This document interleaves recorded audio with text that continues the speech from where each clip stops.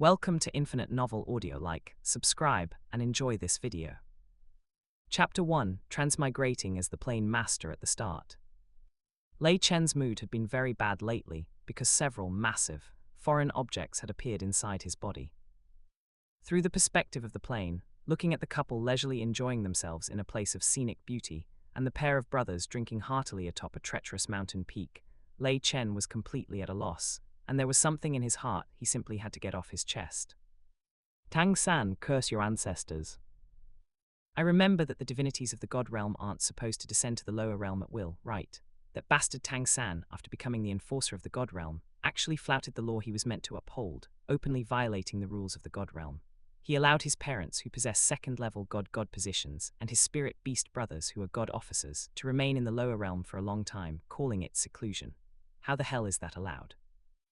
Those guys are having a great time in seclusion, but Lei Chen is the one suffering. As a transmigrator, for some unknown reason, Lei Chen simply woke up from a nap and found himself inexplicably transmigrated to the Douluo Continent, becoming the plane master of the Douluo star. Logically, transmigrating as the plane master should be a good thing.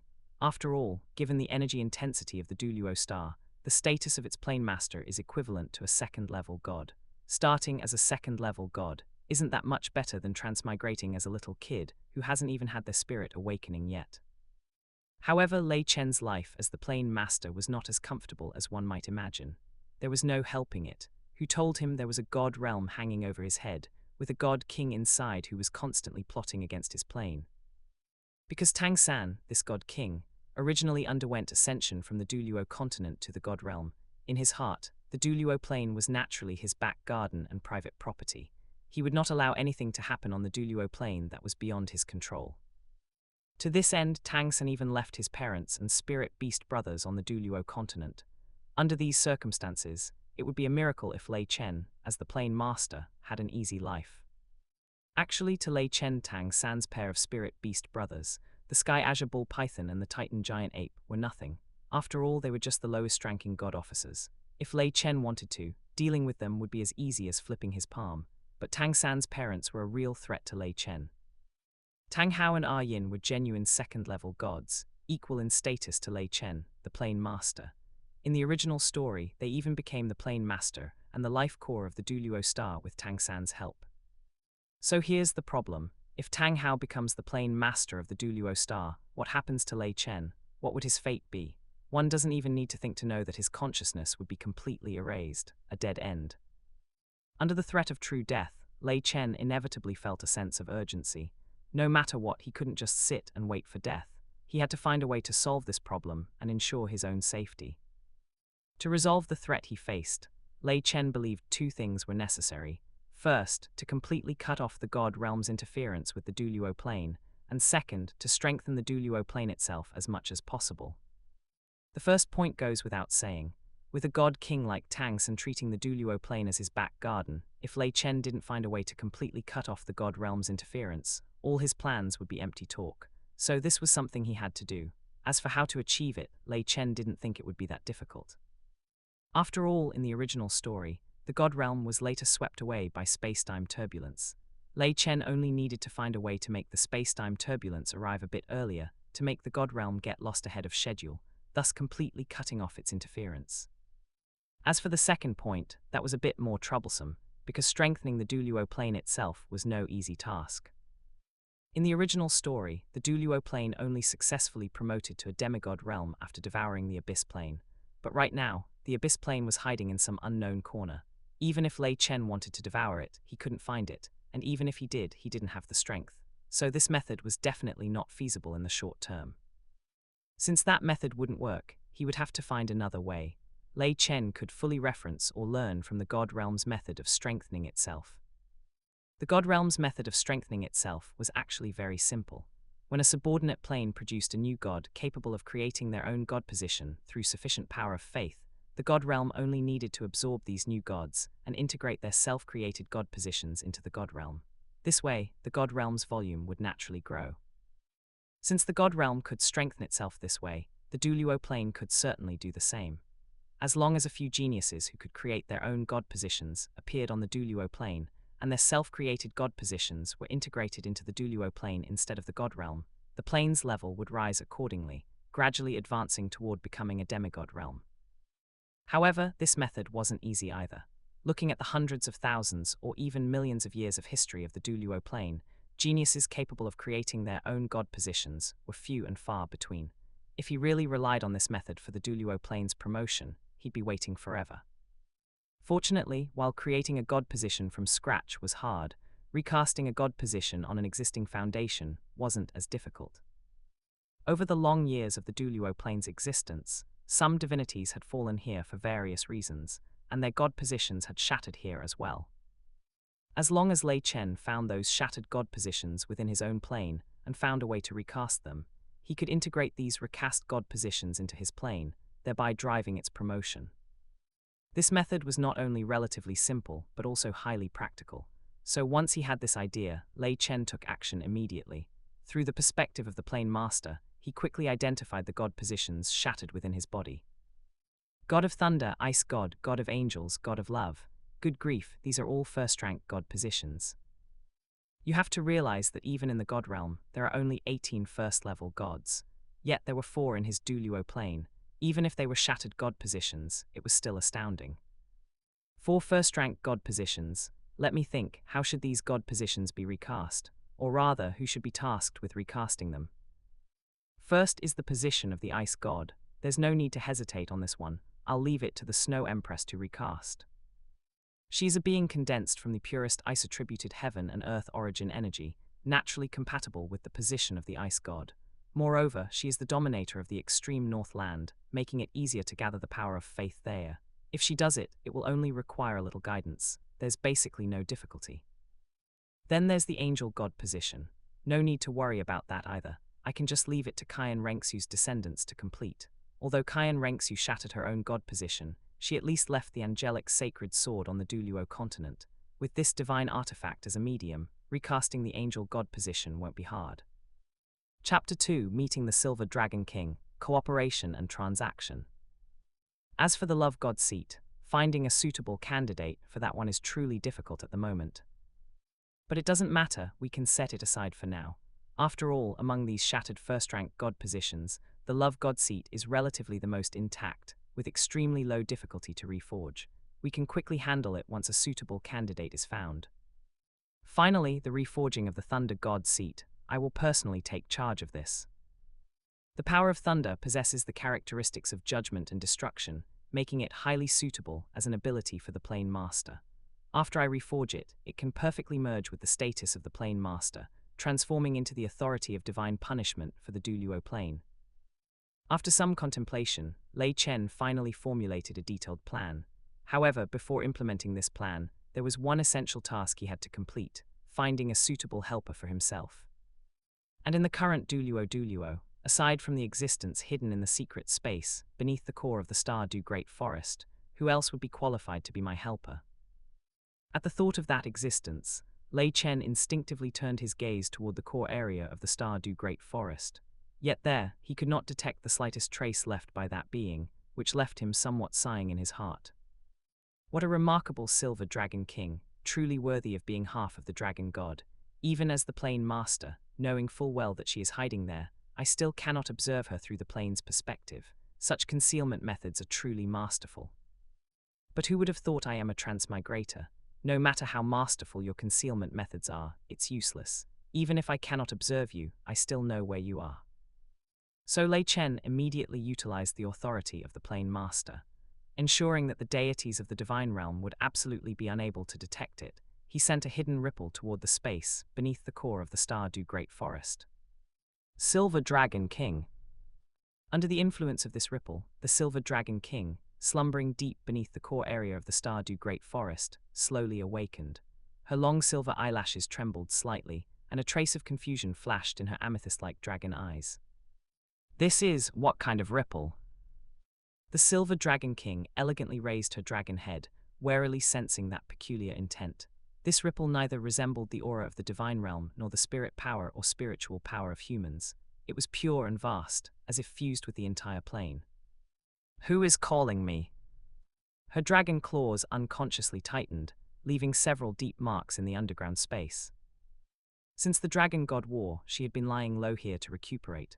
Aside from the guard she had arranged for herself, she had not revealed her existence to any other person or spirit beast. Yet this sudden, unexpected intent directly revealed her identity, putting her on high alert immediately.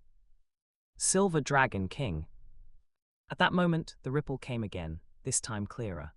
The Silver Dragon King was surprised to find that this intent had directly penetrated the spatial barrier she had meticulously arranged, without triggering any of the defensive mechanisms she had set up. To penetrate my barrier so easily, the Silver Dragon King narrowed her dragon eyes slightly. Could it be that the Divine Realm has discovered my hiding place? Thinking this, she immediately mobilized spatial power, preparing for a strategic retreat. However, the intent carried a peculiar, peaceful aura, showing no hostility whatsoever. No need to be nervous. I am your friend, not your enemy. Hearing this, the Silver Dragon King snorted coldly. A coward who hides their head and shows no tail, not even daring to reveal their true form, yet claims to be a friend and not an enemy. My true form is this very heaven and earth. As this intent was conveyed, the Silver Dragon King suddenly felt a subtle change in the surrounding space. The elemental power in the air began to flow rhythmically, the ground trembled slightly, as if the entire plane was responding to this presence. Such a change finally made the Silver Dragon King realize something, a glimmer of understanding flashing in her amethyst eyes. Such methods, so it's the plane master. After confirming the identity of the one communicating with her, the Silver Dragon King's slightly anxious heart relaxed. How interesting. This plane hasn't developed consciousness for millions of years, yet now it suddenly has one. Because the plane instinctively sensed a threat, stimulated by this threat, my consciousness was born. As these words fell, the space before the Silver Dragon King twisted. In the next moment, a humanoid silhouette composed of pure energy gradually manifested. A threat. Looking at the sudden appearance of the humanoid-like figure, the Silver Dragon King was somewhat puzzled. What could be considered a threat to a plane? Could it be an invasion from another plane? But if that were the case, the Divine Realm would surely intervene. With the Divine Realm's protection, I truly cannot imagine what kind of threat this plane would face. The Divine Realm protecting this plane from threats. Hearing the Silver Dragon King say this, the humanoid-like figure, that is Lei Chen, scoffed and shook his head. On the contrary, the threat the plane feels comes precisely from the Divine Realm. Immediately, Lei Chen unfolded a light screen before the Silver Dragon King. Displayed on the screen were the 4 deities currently secluded within the Douluo Plane. These are 2 second-level gods and 2 divine officials. The Silver Dragon King immediately recognized the ranks of these 4 deities on the screen, then spoke uncertainly. Have they been staying in this plane all along? Facing the Silver Dragon King's confusion, Lei Chen only nodded silently. Seeing Lei Chen nod, the Silver Dragon King was left somewhat speechless. After a moment of silence, she spoke again. I never thought the Divine Realm had become so corrupt now, actually sending deities to reside long-term in subordinate planes, interfering with their normal development. No wonder the plane itself would sense a threat and give birth to consciousness. After understanding the current situation of the Douluo Plane and the threats it faced, the Silver Dragon King's amethyst eyes locked onto Lei Chen's light avatar.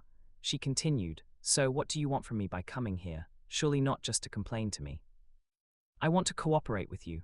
Seeing the Silver Dragon King inquire about his purpose, Lei Chen did not hesitate and stated directly, to banish the Divine Realm and completely sever its interference. As soon as Lei Chen uttered these words, the Silver Dragon King's amethyst-like dragon eyes suddenly contracted. Her long dragon tail unconsciously swayed behind her, carving a deep mark on the ground. Banish the Divine Realm. She sounded as if she had heard some fantastical tale, her voice carrying a note of disbelief. Do you have any idea what you're saying? Of course I know. Lei Chen's tone remained calm. It is the only way to completely resolve the threat. Chapter 3, Pact with the Silver Dragon King. Lei Chen's energy avatar hovered quietly before the Silver Dragon King, laying out the plan he had long conceived in its entirety. Though newly born, I am one with the plane, allowing me to vaguely perceive certain movements in the boundless universe beyond our plane. Lei Chen's voice carried a grand resonance, as if it were the whisper of the entire world. A space-time turbulence of unprecedented scale is brewing in the distant depths of space and is sweeping towards our direction. Following its natural trajectory, it will inevitably reach this place in as little as a few hundred to as long as 1,000 years. The Silver Dragon King's draconic eyes flickered slightly. Space-time turbulence was a cosmic calamity even the god realm feared, and she naturally knew its power. Lei Chen continued, relying solely on its natural progression spans too long a timeframe with too many variables. However, if a supreme being proficient in spatial power were willing to intervene, using their profound understanding of spatial laws to guide it, the process could be greatly shortened, causing it to arrive ahead of schedule. He left his words unfinished, but his gaze had already settled upon the Silver Dragon King, the implication clear. This supreme being proficient in spatial power referred to none other than her, the Silver Dragon King. Furthermore, Lei Chen dropped another bombshell of information. To my knowledge, your other half, the Golden Dragon King, was not annihilated but is sealed within the god realm. Given the Golden Dragon King's formidable foundation, nourished over these long eons by the god realm's immortal spiritual energy, even in a sealed state, his power has likely quietly recovered or even broken through, most probably attaining strength at the God King level. If you can find a way to draw the spacetime turbulence here, while simultaneously contacting the sealed Golden Dragon King, coordinating from within and without, allowing the Golden Dragon King to seize the chance to break the seal and wreak havoc in the God Realm's central hub. With the God Realm facing internal upheaval and external impact from the spacetime turbulence, its stability will inevitably be greatly reduced. At that time, it will be highly probable for the God Realm to be swept away by the spacetime turbulence. Thus, the thorn in both our sides could be removed in one fell swoop. Lei Chen clearly outlined the entire plan's framework, with the Silver Dragon King and Golden Dragon King as its core executors. The Silver Dragon King listened in silence, her slender draconic tail occasionally sweeping the ground. No emotion could be read in her amethyst-like eyes. After a long while, she let out a low chuckle of ambiguous meaning. A grand plan indeed, she spoke, her voice cool. It sounds as though success is indeed possible, however, Plane Master. Her draconic head leaned forward slightly, bringing with it an intangible pressure. In your plan, I must expend my origin energy to risk getting the spacetime turbulence, and the Golden Dragon King must take great risks to assault the God Realm's seals. And you, what must you, the initiator, the Plane Master, contribute in this process? It seems you merely need to watch from the sidelines to reap the benefit of the God Realm's exile. Cooperation requires equal contribution. Tell me, why should I gamble the safety of myself and my other half on your plan that borders on getting something for nothing? Facing the Silver Dragon King's question, Lei Chen was not surprised. He had long anticipated this question. Not for me, Lei Chen calmly corrected. Silver Dragon King, excelling the God Realm is first and foremost for yourself. I ask you, if the God Realm did not hang over your head, would you need to hide in this sunless underground for hundreds of thousands of years, healing your wounds with utmost caution, afraid of leaking even a trace of your aura? If the God Realm disappears, you can see the light of day again, no longer needing to hide. You can draw upon the energy of the greater universe to fully recover from your injuries, openly lead the spirit beast race, and allow the dragon bloodline to thrive once more. Is this not what you desire? He paused, his voice growing deeper. Moreover, to demonstrate my sincerity, I hereby pledge to you with the authority of the Plane Master. Once the God Realm is successfully exiled, I will immediately modify the fundamental rules of the Douluo Plane. From that day forward, spirit masters of the Douluo Plane will no longer need to hunt and kill spirit beasts to obtain spirit rings. Lei Chen's voice was resolute, as if the very laws trembled with it. I will establish a new system, allowing them to acquire skills from spirit beasts and condense spirit rings through methods like imprinting, resonance, or contracting. The lives of spirit beasts will be safeguarded. Their species will no longer face extinction due to humanity's path of advancement. The relationship between spirit beasts and humans will usher in a completely new chapter. Not only that, Lei Chen's luminous form grew more solid. I also pledge, in my capacity as Plane Master, to provide sanctuary for all spirit beasts. Henceforth, any spirit beast facing a heavenly tribulation will receive the favor of the plane's will. I will personally assist them in safely passing their tribulations, ensuring the spirit beast race has no further worries in their cultivation. Do you truly mean this? The Silver Dragon King's massive draconic body jolted violently. Her long neck rose, and her draconic eyes erupted with a sharp, unprecedented brilliance. This promise directly addressed her most fundamental desire, the survival and development of her race, which moved her more than any personal benefit. The word of the Plane Master is law. This is no jest. Lei Chen's luminous form pledged with utmost solemnity. To demonstrate sincerity, I can also inform you of my next course of action. After reaching an agreement with you, I will begin gathering power to reforge the Thunder God Divine Seat.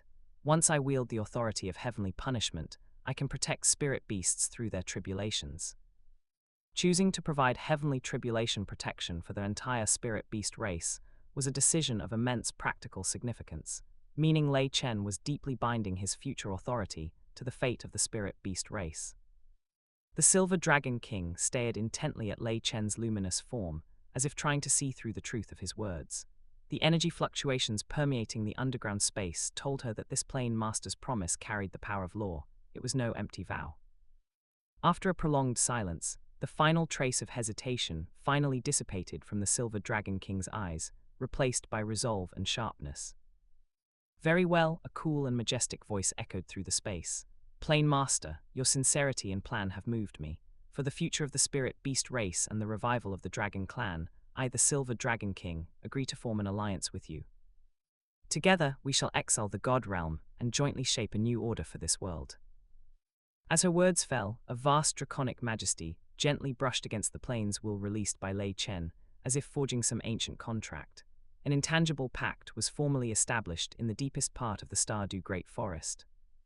With the pact formed, Lei Chen's luminous form revealed a relieved yet expectant smile.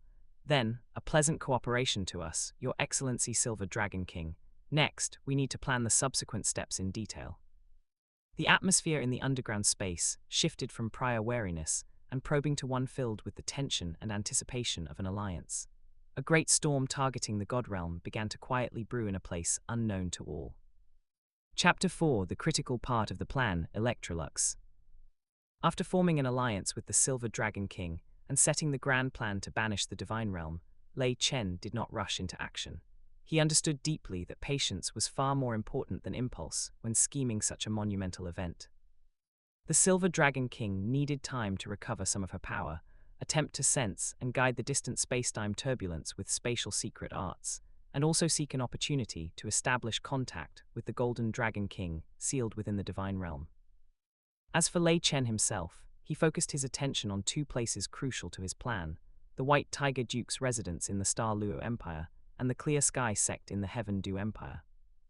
He was like a chess player positioned high behind the scenes, quietly observing the subtle changes on the board. Within the Clear Sky sect, he waited for the girl burdened with karma to appear. In the White Tiger Duke's residence, he watched over the growth of that ill-fated boy. Under Lei Chen's continuous observation, several years passed by imperceptibly. Until today, as his gaze swept over the Clear Sky sect, a girl of about 11 years old, delicate as carved jade, abruptly appeared within the sect. The unusual divine radiance deep within her soul revealed her origins. At the same time, beside a simple wooden hut in the White Tiger Duke's residence of the Star Luo Empire, a frail figure, filled with resentment and resolve, successfully broke through the bottleneck of the 10th level of spirit power. The time has come, ripples stirred within Lei Chen's consciousness. He did not interfere with the injustices Hua Yuhao suffered in the Duke's mansion, nor did he stop the child from secretly leaving home, filled with hatred and a sliver of hope, embarking alone on the perilous journey to the Stardew Great Forest. He simply watched silently. Lei Chen's gaze followed Hua Yuhao, watching him enter the Stardew Great Forest after many hardships, watching him struggle with hunger and exhaustion, until he finally had a narrow encounter with that 10-year winged baboon. Relying on sheer ferocity and unrefined combat skills, the boy narrowly achieved his first life-or-death kill. At that moment, a seductive mental fluctuation echoed in Hua Yuhao's mind. What luck! I never thought I'd encounter a human with your mental attributes in my lifetime. It's a pity I can't shed tears, otherwise I'd be crying my eyes out. Tianmeng's silkworm, this million-year spirit beast, began its first conversation with Hua Yuhao.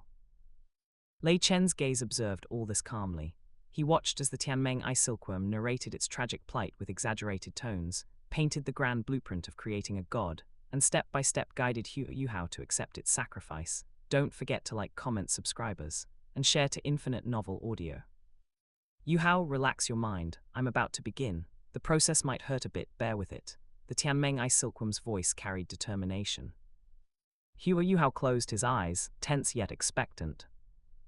Simultaneously, Lei Chen's consciousness instantly became highly focused. He knew the most critical moment had arrived. What he needed to do, of course, was not to interrupt the Tianmeng I Silkworm's sacrifice, but to conceal an approaching remnant soul from another world with lightning speed, before a certain divine king in the divine realm could detect it. As an unprecedented million-year spirit, beast on the Douluo. The immense energy produced during the Tianmeng I Silkworm's sacrifice, and its unique spiritual essence would act like a lighthouse ignited in the cosmic deep sea, briefly illuminating this plane. And in that moment of illumination, a faint yet supremely pure remnant soul from another plane would be attracted by this power, shattering the void to arrive. In the original work, this wisp of a remnant soul, namely Electrolux, merged into Hua Yuhao's sea of consciousness, only to inexplicably shatter and dissipate in the end. But now, the well-prepared Lei Chen would never let this happen again. Electrolux, this legendary powerhouse from another plane, was the necromancer saint god who commanded necromantic magic in his original world, just one step away from a true god position. Now, after his fall, only a faint yet supremely pure remnant soul remained, drifting through the endless cosmic void. This wisp carried the knowledge, experience, and a portion of the power of his lifetime, the last imprint of his existence in the world. And Lei Chen's target at this moment was precisely this wisp of Electrolux's remnant soul, about to be attracted by the massive energy fluctuations generated during the Tianmeng I Silkworm's sacrifice. If there was anything at this point in time on the Douluo that the Divine King, perched high in the divine realm, who believed he controlled everything, absolutely could not anticipate or control, then this sudden arrival of a divine-level powerhouse's remnant soul, shattering through the void from another plane, was definitely one of them.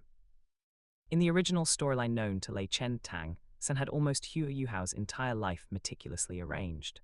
From Tang Wutong's descent to the mortal realm, to a series of subsequent opportunities and trials, all were within Tang San's calculations.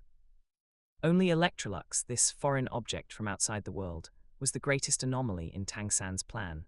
This anomaly not only gave Hua Yuhao the possibility of independent growth, but could even allow Hua Yuhao to deviate from Tang San's predetermined path.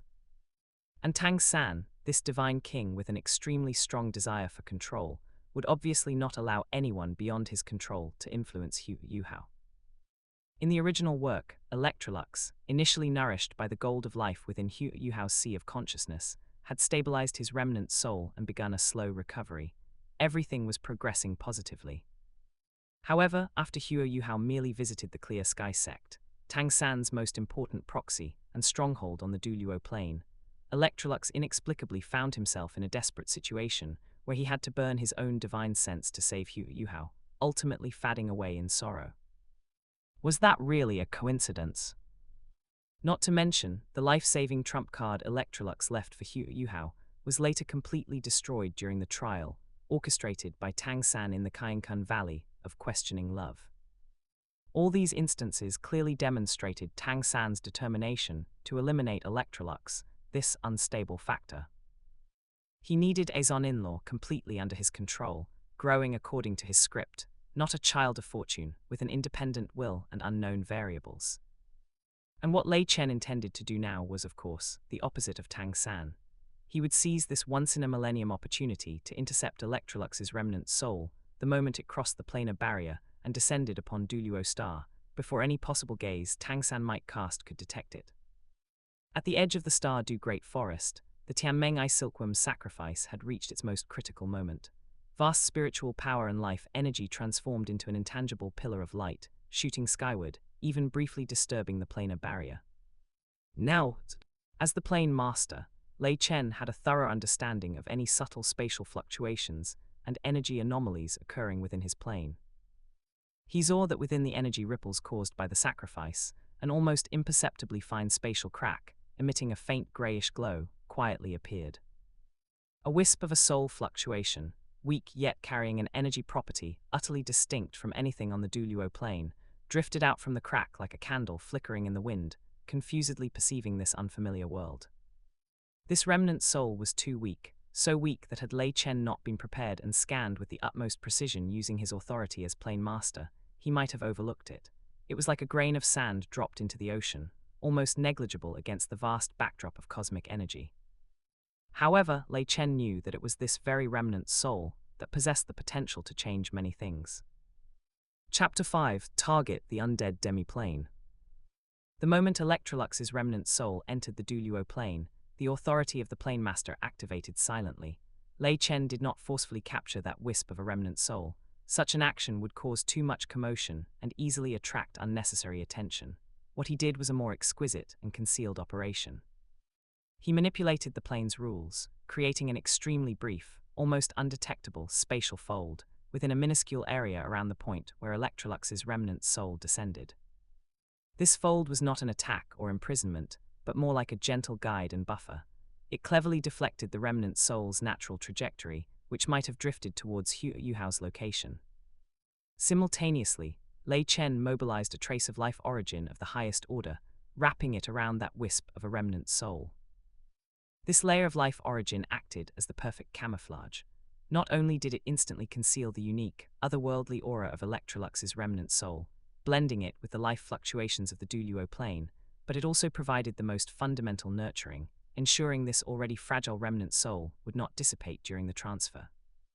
The entire process happened in the blink of an eye, faster than the perception of time. No one detected Lei Chen's subtle actions at this moment.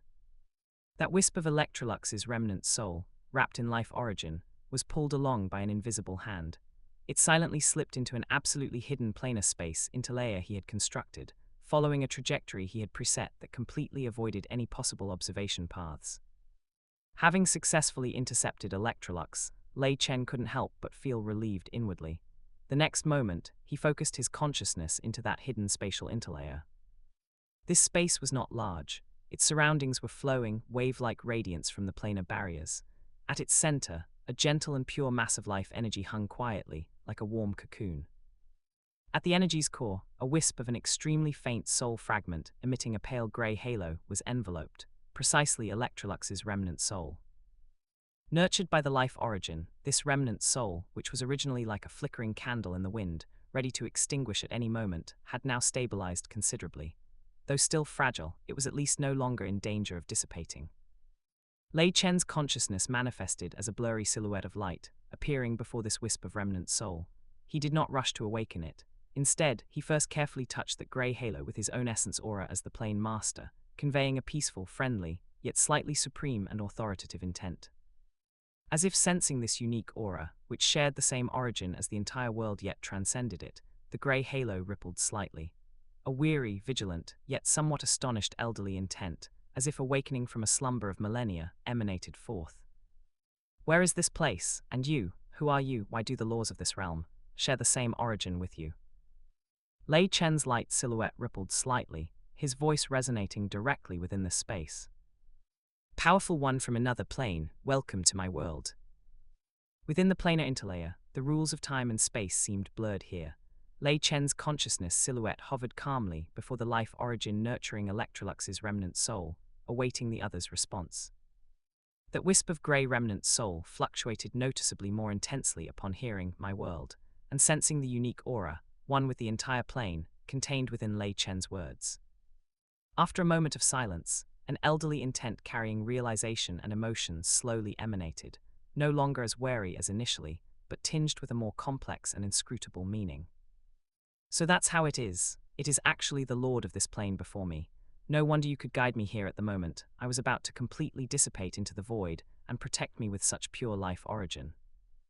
Electrolux's remnant soul conveyed clear gratitude. I am Electrolux. I am indebted to you, sir, for your assistance in preserving this wisp of my remnant consciousness. Electrolux will remember this kindness. There's no need for formalities. Lei Chen's light silhouette rippled slightly, his tone calm. Although I have only recently come into being as the Plane Master, I am particularly sensitive to the aura of my kind.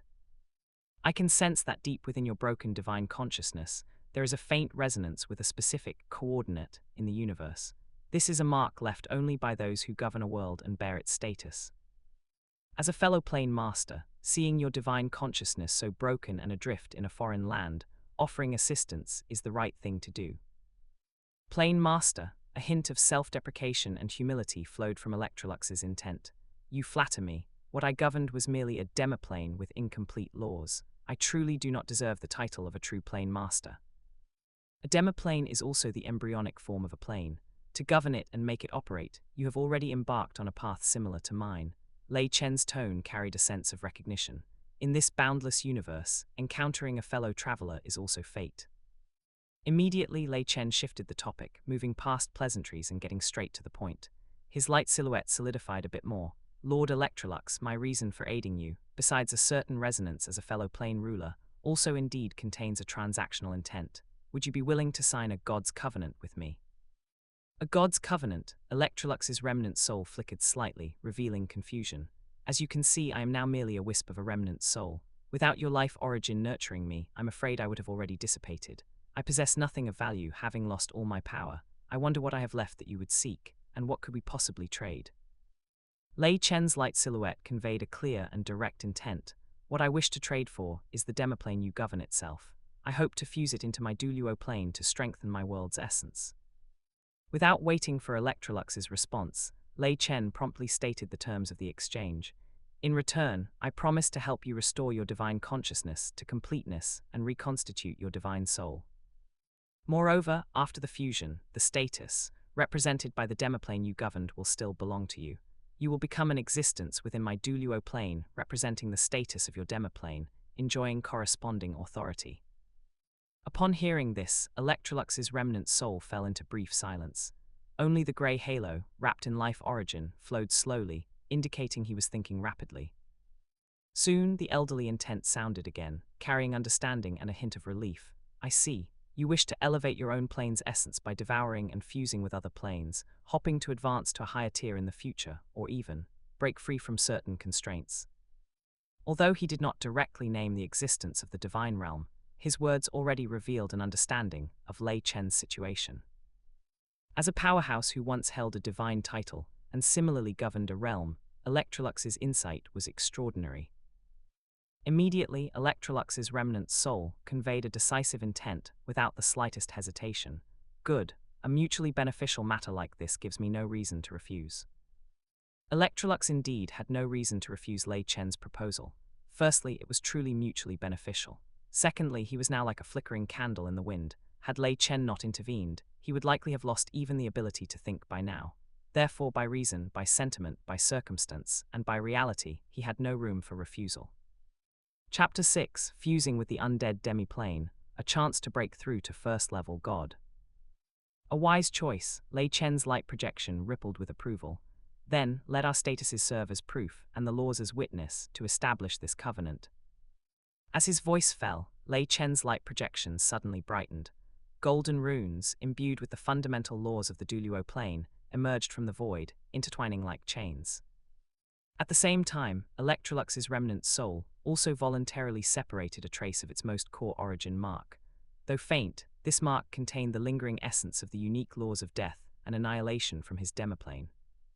The golden law runes and the grey origin mark converged and intertwined in the air, finally transforming into an ancient, profound contract mark, imbued with the will and promises of both parties.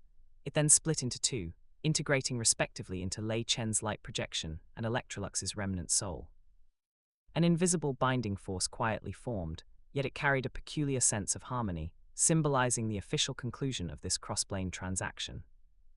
Lei Chen's thoughts stirred, and the pure life origin energy flowing in the surrounding plane interlayers surged forth even more intensely, as if summoned, immersing the halo of light enveloping the grey remnant soul, making it even more brilliant and warm. Since the covenant is established, I shall first help you stabilize your divine soul foundation, Lei Chen's voice echoed in this space. The vast life energy, like the most meticulous artisan, began to carefully nourish and repair Electrolux's cracked soul essence, making his faint halo of light visibly solidify a few points. Feeling the long-lost comfort and stability emanating from his divine soul, Electrolux's remnant soul conveyed a wave of gratitude. Immediately, Lei Chen cut to the chase. Esteemed Electrolux, the contract is now set, there's no time to lose. I wonder if you can now open a stable passage to your demiplane. I need to confirm its coordinates and status to plan the fusion. I will do my best, Electrolux responded without delay. Although his divine soul was fragmented, with the undying connection to the essence of his demiplane, opening a passage there was not difficult. In the core of the grey halo, a deep, faint light suddenly ignited, spreading rapidly like ink dripping into water. Grey lines, imbued with unique rhythms of death and annihilation laws, materialized out of thin air, intertwining and flowing, eventually forming a complex, slowly rotating grey hexagram pattern stably within the life origin-like cluster. At the center of the pattern, space slightly collapsed, forming a dark, silent entrance. An aura distinctly different from the vibrant Douluo Plane, carrying a sense of desolation, coldness, and eternal slumber, faintly emanated from the other end of the passage. The passage is open. Electrolux's intention carried a hint of fatigue, but was exceptionally clear. This is the path to my demiplane. However, my current state is not good, and I cannot maintain it for too long. No matter, this is enough. Lei Chen's light projection gazed at the grey hexagram, the plane master's perception already extending along the passage. The moment his perception traversed the passage, an aura of laws completely different from the Douluo Plane rushed forth. This was a dimly lit world. In the sky, a bizarre sun hung, entirely black, emitting mysterious purple light. It was this not-so-intense purple light that provided the only faint illumination for this world. On the ground was soil as black as spilled ink, with undulating terrain, completely barren of any vegetation. Only a chillingly desolate aura continuously surged from all directions. In Lei Chen's perception, this demiplane was indeed far from complete, just as Electrolux had said. It possessed solid ground but no true sky. The world's boundary was a terrifying darkness and void. Any matter touching the boundary would be devoured by it. The passage left by Electrolux, however, acted like a stable spatial coordinate anchored here. Lei Chen's perception quickly swept across this land. There were no rivers, lakes, or seas, no lush vegetation, only scattered, strange plants emitting faint ghost fire, and some slowly flowing, dark rivers containing corrosive energy. On the ground, various undead creatures roamed, slow-moving but incredibly strong zombies, flickering specters emitting mental fluctuations, and skeletons with hard bones and flickering soul fires in their eye sockets. From the lowest tier walking corpses with only instinct, to powerful beings that even Lei Chen paid slight attention to, everything was present. As I expected, Lei Chen mused, his perception focusing on several particularly powerful areas. There, some massive, terrifying undead creatures, wreathed in solidified death energy, were entrenched. Their energy level, by the standards of the Douluo Plane, had astonishingly reached the 9th rank, equivalent to the titled Douluo level. This discovery made Lei Chen once again marvel at Electrolux's astonishing talent. Remarkable, Electrolux, this world you created is truly astonishing. Although this is only a demiplane, its laws are still incomplete, lacking the ultimate potential for self-circulation and evolution. However, in terms of its stability and the upper limit of power it can bear, it has already far exceeded the scope of a demiplane. It is probably only a few crucial steps away from becoming a true, self-propagating and developing complete plane. What does a demiplane capable of stably supporting 9th rank, undead creatures mean? It should be noted that the Douluo Plane, which Lei Chen controls as a mature and complete plane, has a world rule that allows for an individual power limit of only the peak of the 9th rank. Yet this undead demiplane, as a semi-finished product, its volume and rule strength can actually support the existence and activities of 9th rank creatures, which shows its strength.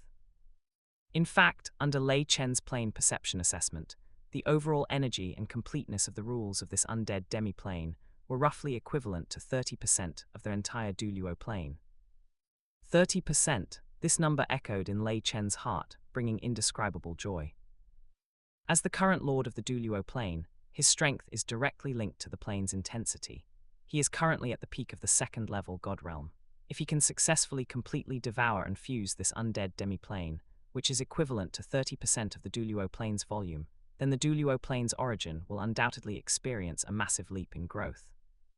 At that time, for him, as the Plane Master, breaking through the shackles of a 2nd level god and stepping into the realm of a 1st level god will be a certainty. In the Divine Realm system, there is a qualitative difference between a 2nd level god and a 1st level god. A 2nd level god might be called a strong individual, but in front of a 1st level god, they can only be considered a small fry. However, a 1st level god is different. Even within the Divine Realm, a 1st level god can be called a main god. Chapter 7, Action, the plan begins. 1st level god, Lei Chen's consciousness surged within the core of the plane, and a powerful confidence welled up within him. Once he achieved a first-rank god position, then with the authority of the Plane Master, dealing with the two second-level gods, Tang Hao and Yin, who remained on the Douluo Continent, would be as easy as turning over his hand, leaving no room for doubt. The imminent qualitative leap in strength meant that the audacious plan he and the Silver Dragon King had devised could finally be officially launched. Delaying further would only increase variables. Thinking of this, Lei Chen hesitated no longer. He immediately transmitted a thought through the secret connection previously established with the Silver Dragon King, sending it to the underground space at the heart of the Stardew Great Forest. Silver Dragon King, I am prepared on my end and can create a commotion sufficient to alarm the God Realm at any time. What is your situation? When can you act? In the underground space, the coiled silver dragon opened and closed its draconic eyes. A sharp glint flashed in its amethyst-like pupils. Her massive dragon body stretched slightly, the spatial energy flowing around her more condensed and active than it had been several years before. Clearly, she had not idled away her time during this preparatory period. I have captured the trajectory of the space-time turbulence. Based on its current speed and direction, if forcibly guided, its arrival time can be significantly advanced. As for the Golden Dragon King, although the seal is strong through bloodline resonance, I can faintly sense its savage will. With cooperation from both inside and outside, breaking the seal won't be difficult. It can be said that everything is ready. All we need is the east wind. Are you certain you wish to begin now? Certain, Lei Chen's reply was resolute and decisive. I will immediately begin merging with a demiplane. The commotion from this will be absolutely significant and is certain to alert the God Realm. This is the perfect moment for you to act. While the God Realm focuses its attention on me, you immediately guide the space-time turbulence and stimulate the Golden Dragon King to break its seal. The Silver Dragon King's enormous dragon head nodded slightly, returning only a single word, yet it contained immense determination and a chilling aura. Good. With the covenant thus established, no more words were needed. Lei Chen instantly withdrew the thought connecting him to the Silver Dragon King, pouring his entire consciousness into the core of the plane. He glanced at Electrolux's remnant soul being nurtured by the life essence and transmitted a soothing thought. Lord Electrolux, please steady your mind. The fusion is about to begin. There may be turbulence during the process, but it will not harm you. A ripple of understanding came from Electrolux's remnant soul. In the next moment, Lei Chen mobilized the vast authority of the Plane Master. The law energies of the entire Douluo star began to tremble and converge with an unprecedented intensity, like a calm sea suddenly churning with towering waves. This immense power was not aimlessly dispersed. Instead, Lei Chen guided it with precision, like an invisible dragon roaring as it charged towards the grey six-pointed star channel leading to the undead demiplane, which Electrolux was maintaining. Admittedly, Electrolux's current state was poor, and the time he could maintain the channel was limited, but it was already sufficient. As long as the channel successfully opened for even an instant, allowing Lei Chen's plane consciousness to successfully anchor the coordinates of that demiplane, Lei Chen could completely rely on his own powerful plane energy to handle the subsequent work of maintaining and widening the channel. Boom! Under the frenzied infusion of plane energy, that originally tiny channel, only suitable for consciousness to pass through, was forcibly expanded and stabilized, transforming into a massive spatial vortex with a continuously expanding diameter, its edges crackling with violent energy arcs. At the other end of the vortex, the desolate, deathly silent landscape of the undead demiplane was clearly visible. A black sun, dim purple light in the sky, pitch-black earth, wandering undead. All of this formed a stark and eerie contrast to the vibrant Douluo Plane. Without a moment's hesitation, Lei Chen manipulated the immense foundational energy of the plane, like a bursting flood, directly surging into the spatial vortex, beginning to forcibly envelop, erode, and assimilate the laws of that undead demiplane. Throughout this process, Lei Chen made no attempt to conceal the massive energy fluctuations and spatial ripples it generated. The fluctuations were so intense that even peak powerhouses on the Douluo Continent, such as those at the limit Douluo level, faintly felt a palpitation in their hearts, as if some fundamental aspect of heaven and earth was being shaken. And how could such a massive commotion possibly escape the notice of the God Realm, which hung high above the Douluo Plane and constantly watched over the lower world? God Realm Committee. Tang San, who had been contemplating how to arrange matters for Hu Yuhao next, suddenly frowned sharply. His eyes, containing divine light, instantly pierced through the layers of spatial barriers, precisely fixing their gaze in the direction of Douluo star. Such violent spatial fluctuations and disturbance of the plane's foundational energy. What is this? Tang San's divine sense was exceptionally keen. He almost instantly judged the general situation. The coordinates of an unfamiliar demiplane have been forcibly connected. Douluo star's foundational energy is actively devouring and merging with it. This situation caused Tang San's pupils to contract slightly, a flicker of astonishment crossing his face. For a plane to autonomously devour other planes to seek advancement was not uncommon in the universe, but this was usually driven by the plane's instincts, a slow and hidden process. A devouring action as fierce, proactive, and even purposeful as the one before him was absolutely impossible for an unconscious plane instinct to achieve. Plane Master, the plane master of Douluo Star, has actually given birth to a complete self-awareness. Tang San instantly reached this conclusion, which caused his mood to sink abruptly. He had arranged for his parents and spirit beast brothers to remain in the lower world. While there was certainly a personal desire for them to live in seclusion and enjoy peace, the deeper purpose was to use their divine-level auras to continuously stimulate the Douluo Plane, accelerating the flow and convergence of its fortune, thereby hastening the birth of the child of fortune he had selected, Yuhao, for his future control and guidance. However, he never expected that this stimulation seemed somewhat excessive. The plane's fortune was indeed accelerating its convergence, but the plane itself, under his stimulation, had actually prematurely birthed an awareness beyond his control. This was absolutely intolerable to him. The Douluo Plane was his planned backyard and private reserve. He would never allow anyone, not even an awareness born from the plane itself, to interfere with his arrangements and control over the Douluo Plane. Tang San narrowed his eyes, a cold light flickering within them. He instantly made a decision in his heart. A plane master who has just gained awareness dares to so recklessly devour other planes and stir up waves, truly courting death. Since that's the case, I might as well take advantage of it not having fully grown yet to erase this unstable awareness. Let father seize the plane master, replacing it to become the new plane master. Let mother merge with the life core. This way, the Douluo Plane will completely become the private property of my Tang family, with no more variables whatsoever. Just as Tang San's heart was filled with malicious intent and a chilling killing intent, as he prepared to mobilize the authority of the God Realm Committee to more carefully investigate the situation in the lower world and begin arranging intervention methods, at this very moment, the Silver Dragon King acted. Chapter 8: The Spacetime Turbulence appears, the Golden Dragon King breaks free. Core of the Stardew Great Forest, underground space.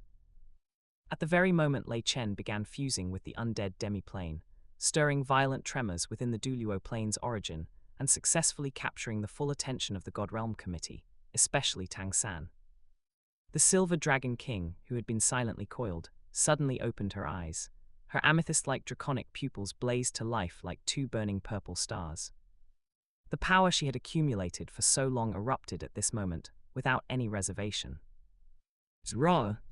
A low, majestic dragon's roar, not transmitted through air but directly shaking space itself, pierced the planar barrier and shot towards a target she had long since locked onto in the depths of the cosmos, sending forth precise guidance and a summons.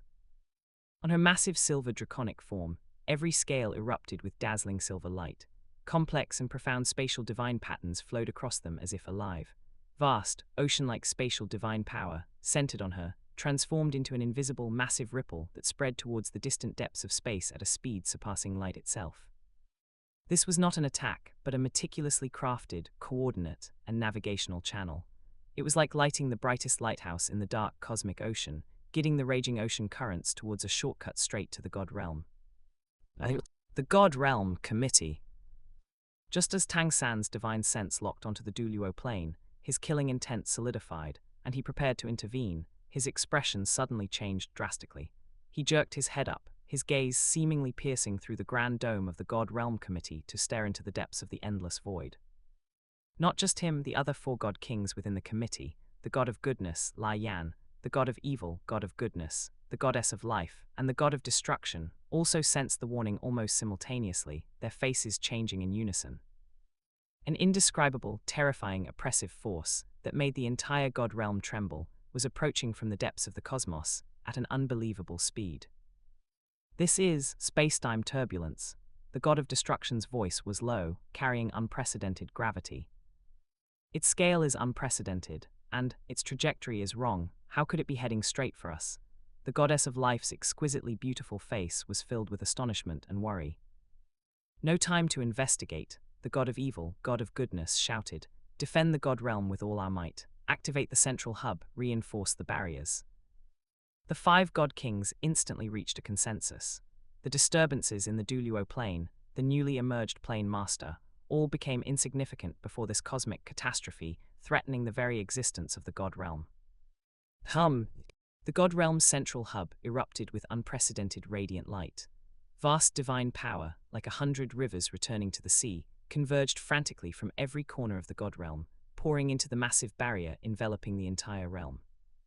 The originally intangible god realm barrier now solidified, shimmering like crystal. Countless divine patterns lit up layer by layer, forming the most powerful defensive posture in the god realm's history. Beyond the god realm lay a scene of chaos indescribable in words. It was not matter nor energy, but the raging turbulence formed from the distortion and tearing of spacetime itself. Like a river of destruction spanning the galaxy, it carried shattered stellar debris, twisted fragments of time, and the most fundamental void energy. With an aura that annihilated all, it slammed fiercely against the god realm barrier. Boom! A soundless, colossal explosion detonated deep within the divine souls of every deity.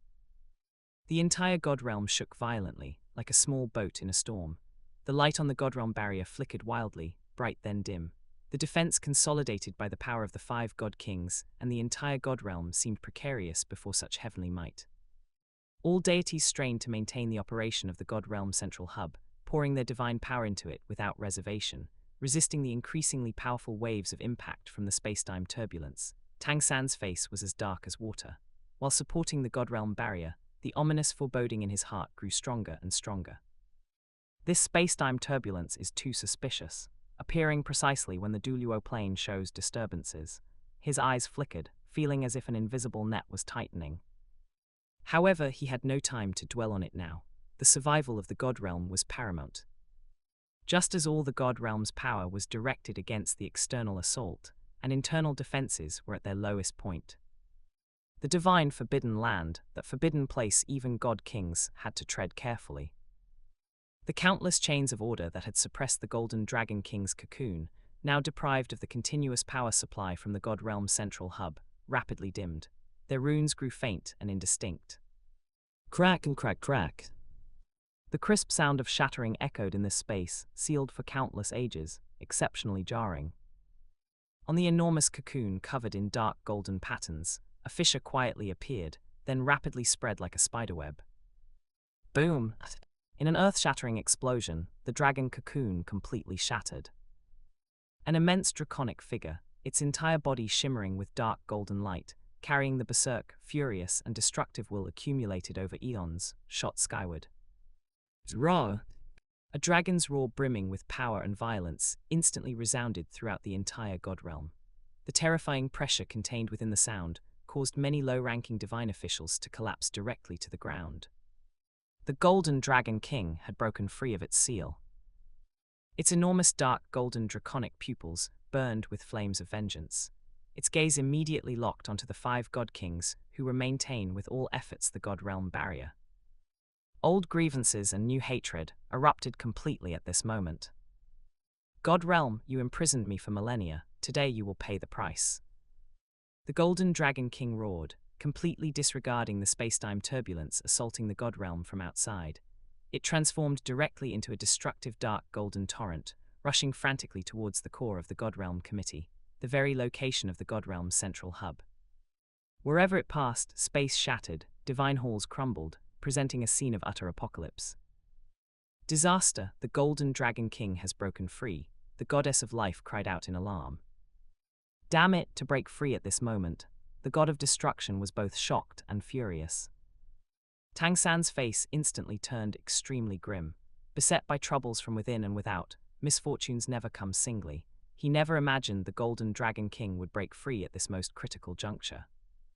The external assault of the spacetime turbulence had yet to subside, and now internally, the Golden Dragon King, this insane, peerless, ferocious beast, was frenzied destruction.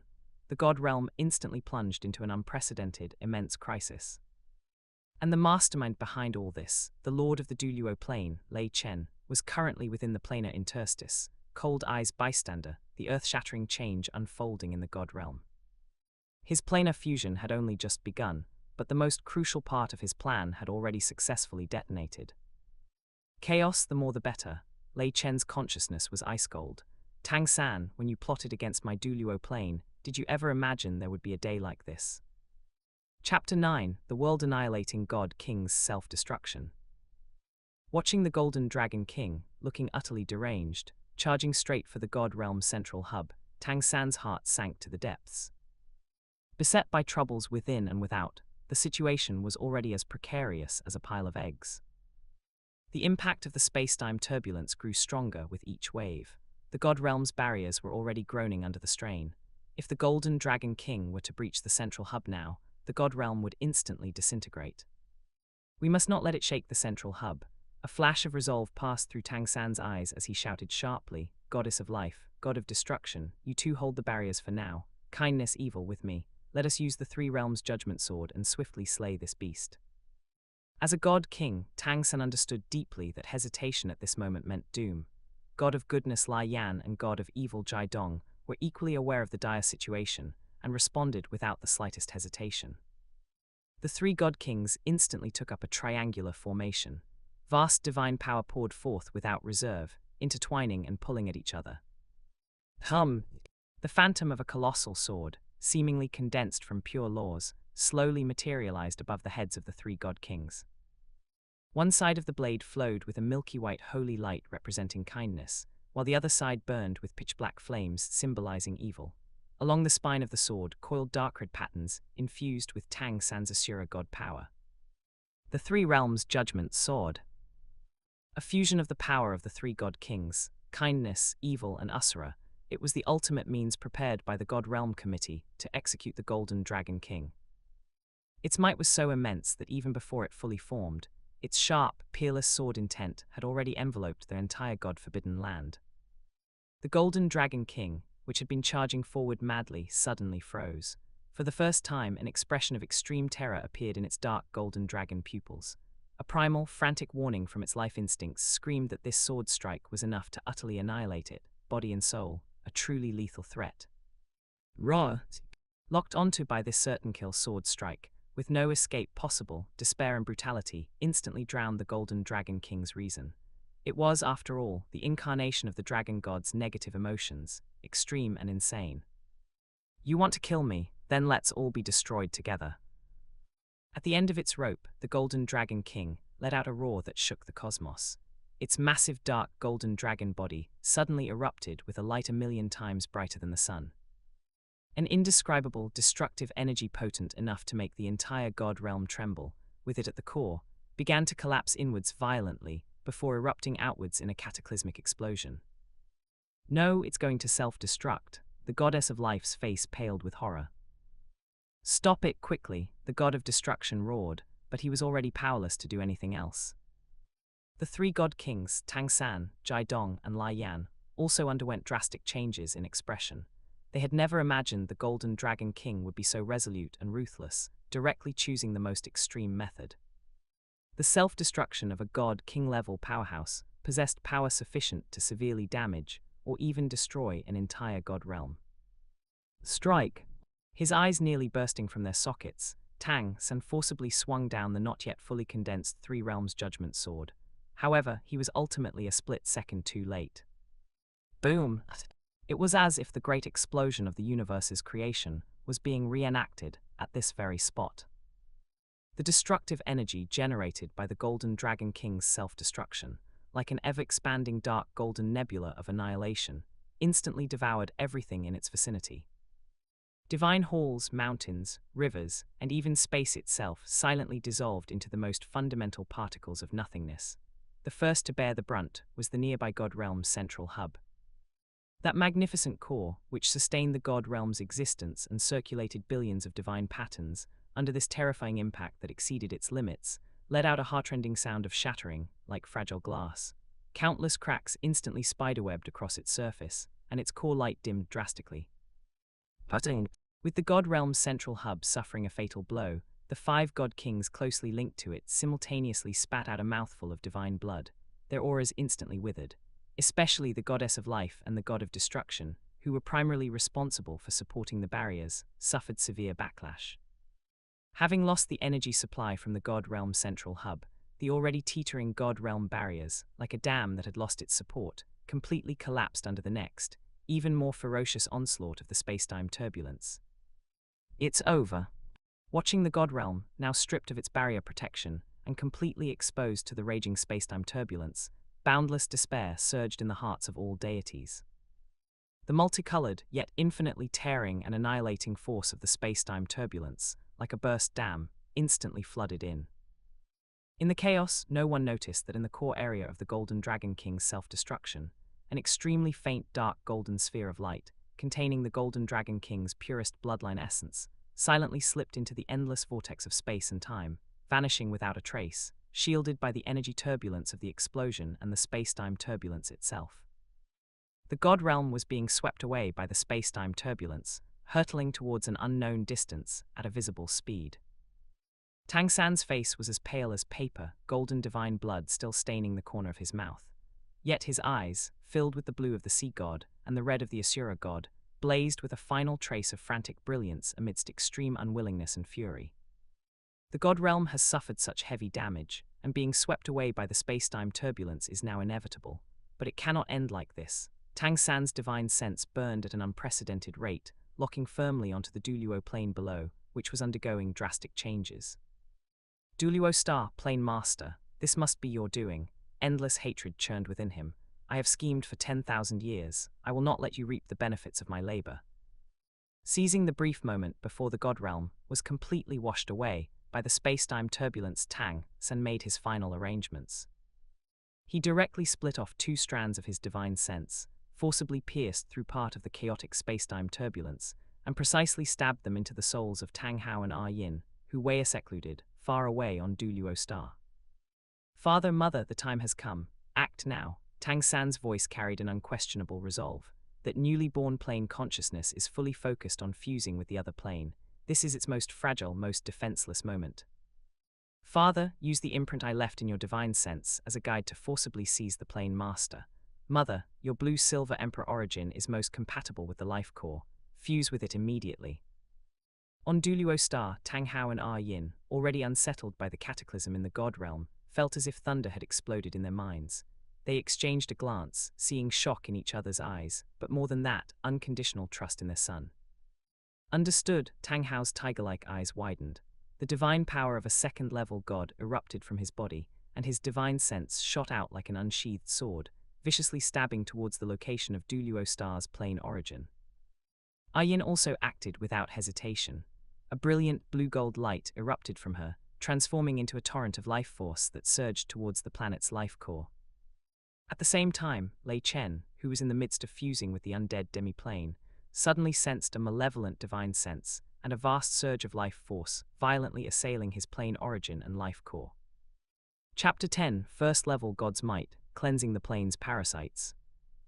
Lei Chen's consciousness, like a frigid star, clearly reflected the 2 streams of power from Tang Hao and Yin, brimming with unmistakable malice. Like greedy vipers, they were respectively lunging towards the plane's origin and the life core. Finally, you've come. I've been waiting for you for a long time. Lei Chen sneered inwardly, not the least bit surprised. All of this was a meticulously orchestrated trap, a play to lure the enemy in. Tang San's intervention was entirely within expectations. In fact, it was an indispensable part of advancing his plan. Just as Tang Hao's divine sense was about to touch the plane's origin, and Yin's life force was on the verge of entwining the life core, the Douluo Plane's origin, which under Lei Chen's control had appeared to be fiercely colliding and slowly merging with the undead demiplane's laws, suddenly underwent a cataclysmic change. The sluggish sense of resistance and grinding vanished in an instant, replaced by a perfect, seamless integration, as harmonious as milk blending with water. The desolate, deathly laws of the undead demiplane showed not the slightest rejection. Instead, like a wanderer returning home, they actively and smoothly merged into the Douluo Plane's system of laws. The phantom of a black sun flickered across the plane's barrier. The thick aura of death was rapidly absorbed and transformed by the vibrant Douluo Plane, becoming nourishment to strengthen the world's origin. The entire process, shifting from arduous devouring to perfect fusion, was completed almost in the blink of an eye. What? Impossible! The wisp of Tang San's divine sense attached to Tang Hao emitted waves of disbelief. With his god-king level knowledge, Tang San naturally understood that when one plane devours another demiplane, even with a size advantage, it would inevitably face the other world's instinctive, fierce resistance. The conflict and fusion of laws required a long time to settle. It should be absolutely impossible to complete in an instant, as was happening before his eyes. How can this be, given the Douluo Plane's scale? Forcibly devouring a demiplane, even if successful, could never be this fast. Why didn't the opposing demiplane resist? Tang San's divine sense fluctuated violently, filled with confusion and a hint of foreboding. At that moment, a calm yet mocking voice, like a celestial decree, resounded within Tang Hao and Yin's consciousness seas, and clearly reached Tang San's divine sense. Nothing is impossible, and who told you I was forcibly devouring that demiplane? I had already formed a contract with that demiplane's master long ago. Therefore, far from resisting, the opposing demiplane was quite cooperative.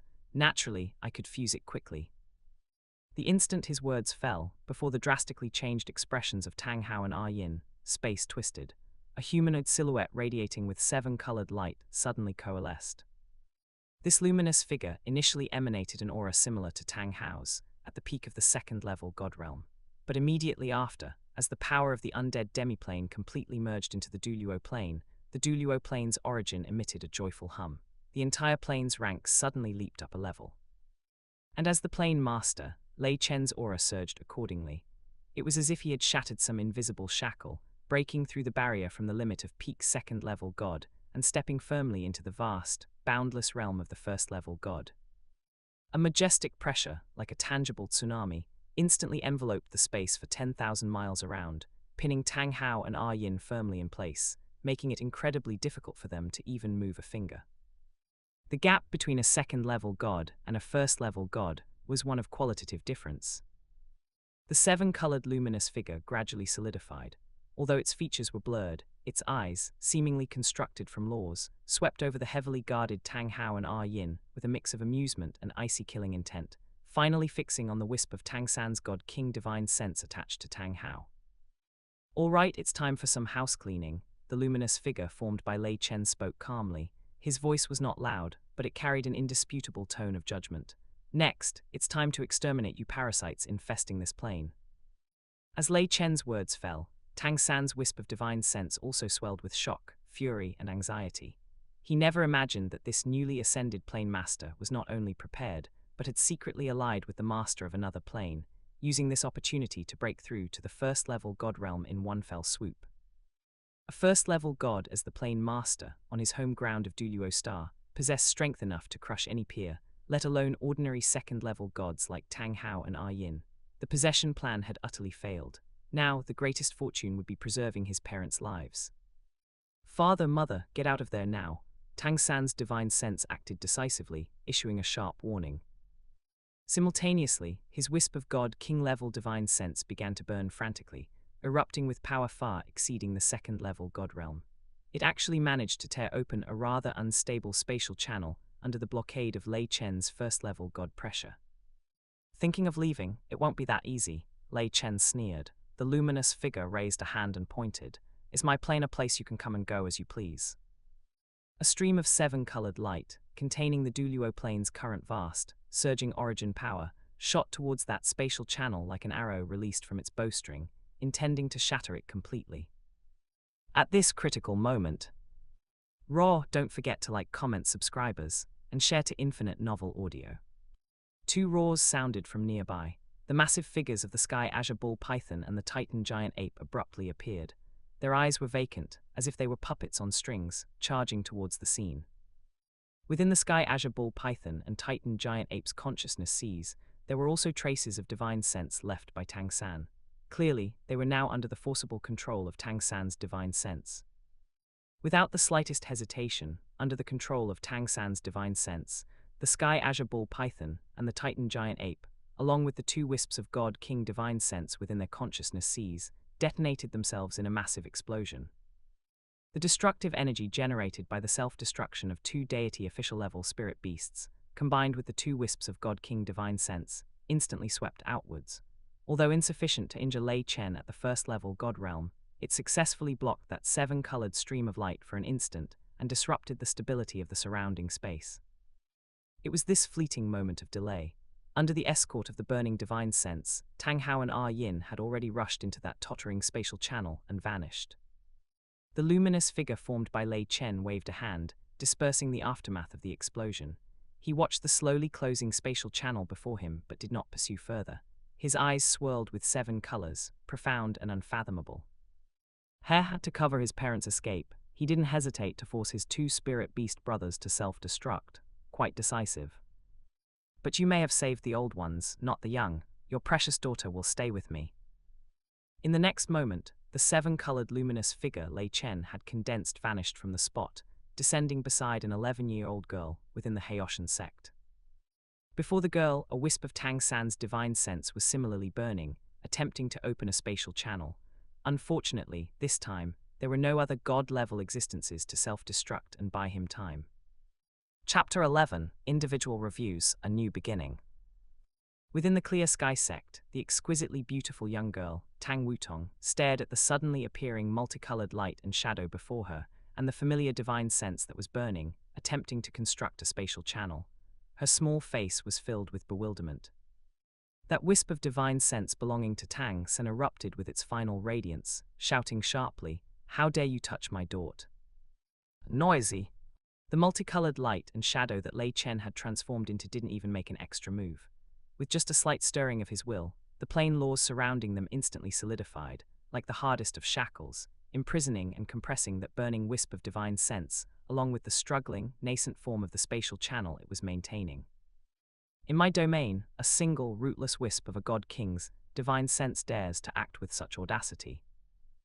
As the words fell, the solidified laws abruptly collapsed inward. That wisp of divine sense, containing Tang San's will and fury, was unable to transmit even a single complete threat before it was silently annihilated and scattered under the ruthless crushing force of the plane's power, like a popped bubble. Without stirring the slightest ripple, the fluctuations of the spatial channel also completely subsided, as if they had never existed. Having dealt with this final interference, Lei Chen's gaze fell upon Tang Wutong, who was somewhat dazed from the sudden severance of her divine sense connection. Tang San's daughter, for now she shall be sealed. The light and shadow raised a hand. Multicolored streams of light transformed into chains of law, gentle yet irresistible, winding around Tang Wutong's body. These divine chains did not bind her physical form, but directly penetrated it, sealing and isolating all memories deep within her soul concerning the God Realm and Tang San. Tang Wutong's eyes rapidly grew vacant before she fell into slumber. Waves of sealing light, imbued with life energy, enveloped her, forming a crystalline light cocoon that slowly sank deep into the earth beneath the Clear Sky sect, sealed and hidden by layers of planar power. God Realm within the space-time turbulence.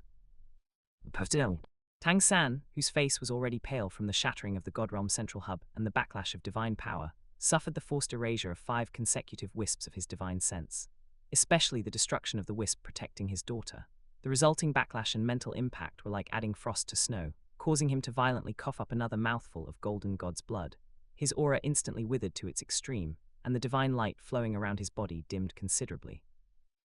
"Brother," Zyro Wu exclaimed in alarm, rushing forward to support him. "I am fine." Tang San forcibly suppressed the raging divine power within him and the severe pain in his divine soul. Yet his eyes stared fixedly through the chaotic space-time turbulence towards the direction of Douluo Star, filled with boundless resentment and hatred.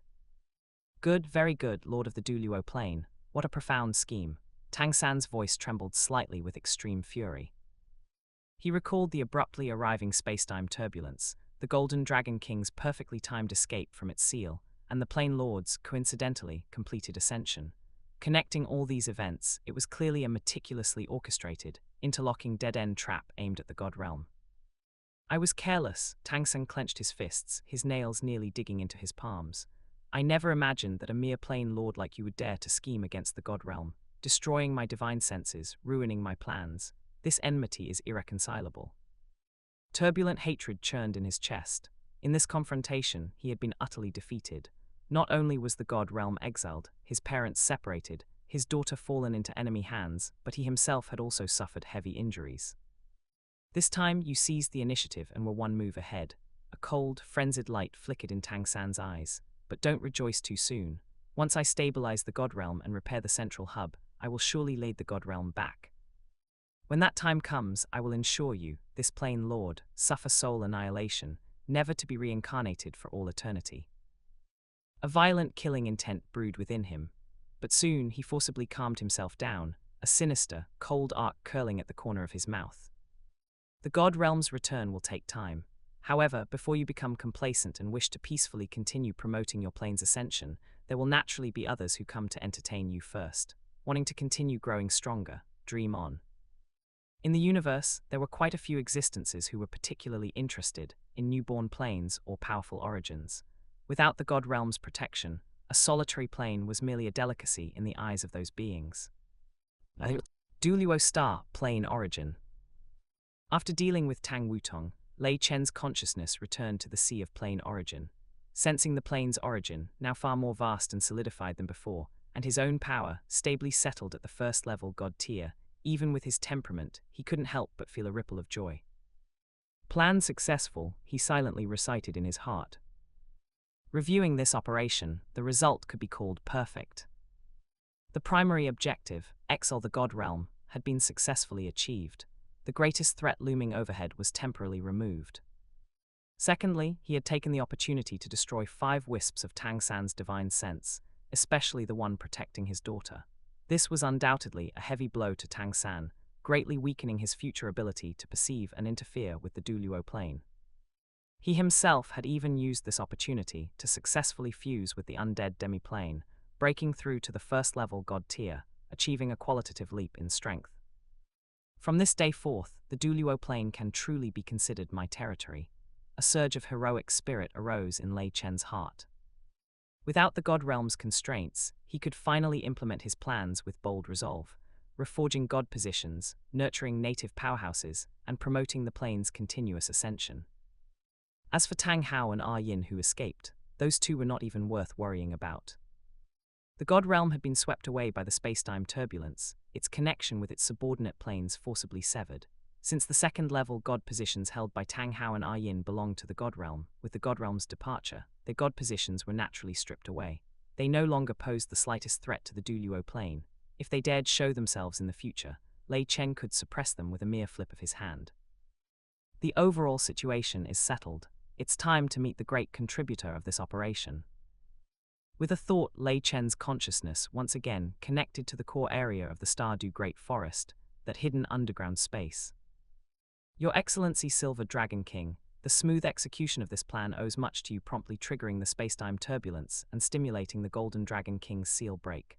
On behalf of the Douluo Plane, I extend my gratitude to you. Lei Chen's voice was gentle, carrying sincere appreciation. He looked towards the massive silver dragon body at the center of the space, asking with concern, forcibly gidding the spacetime turbulence must have incurred significant consumption and backlash for you. How is your condition now? The Silver Dragon King's enormous silver dragon body stretched slightly within the underground space. The spatial power flowing around it, though somewhat disordered, still carried an awe-inspiring majesty. Hearing Lei Chen's inquiry, a barely perceptible fluctuation passed through her pair of amethyst-like dragon eyes. A clear, cold voice rang out, "It is of no consequence. Some consumption and backlash are still within my capacity to bear. Compared to the oppression of lying dormant for hundreds of thousands of years, this small price is insignificant." Her dragon tail lightly swept across the ground, stirring subtle spatial ripples. The god realm is exiled, the shackles on this world are gone. Achieving the goal is what matters. Chapter 12, The Silver Dragon King in Seclusion to Heal, True Body Coalesces. No harm, Lei Chen's consciousness projection shook its head slightly, its tone carrying an undeniable insight. We both understand that spacetime turbulence is the might of the cosmos. Forcibly altering its trajectory bears a backlash far beyond some minor consumption. Your old injuries were likely agitated by it, weren't they? The Silver Dragon King was silent for a moment, knowing that concealment was meaningless before this controller, who shared a common origin with the plane itself.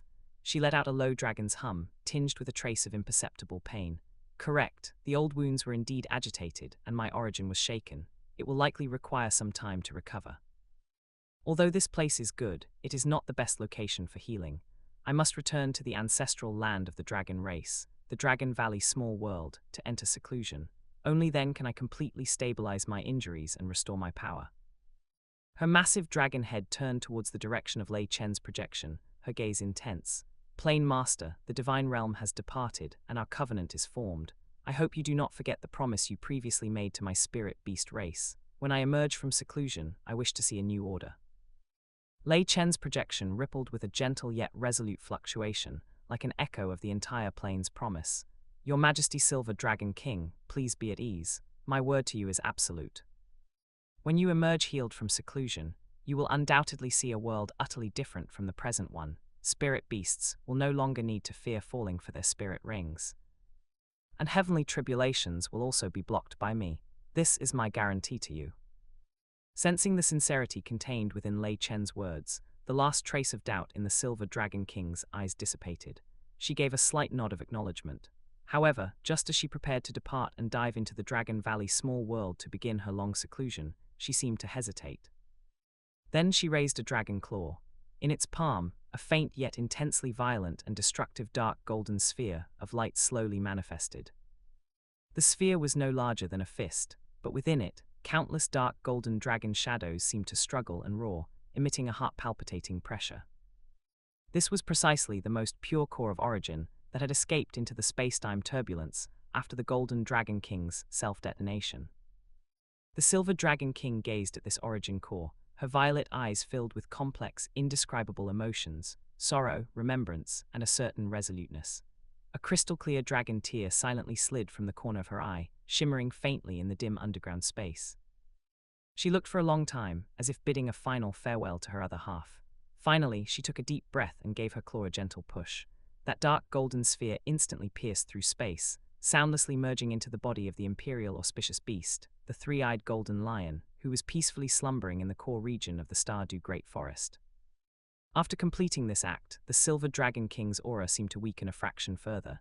She looked at Lei Chen, her voice carrying a hint of entreaty. This is the last thing my other half, the Golden Dragon King, left in this world.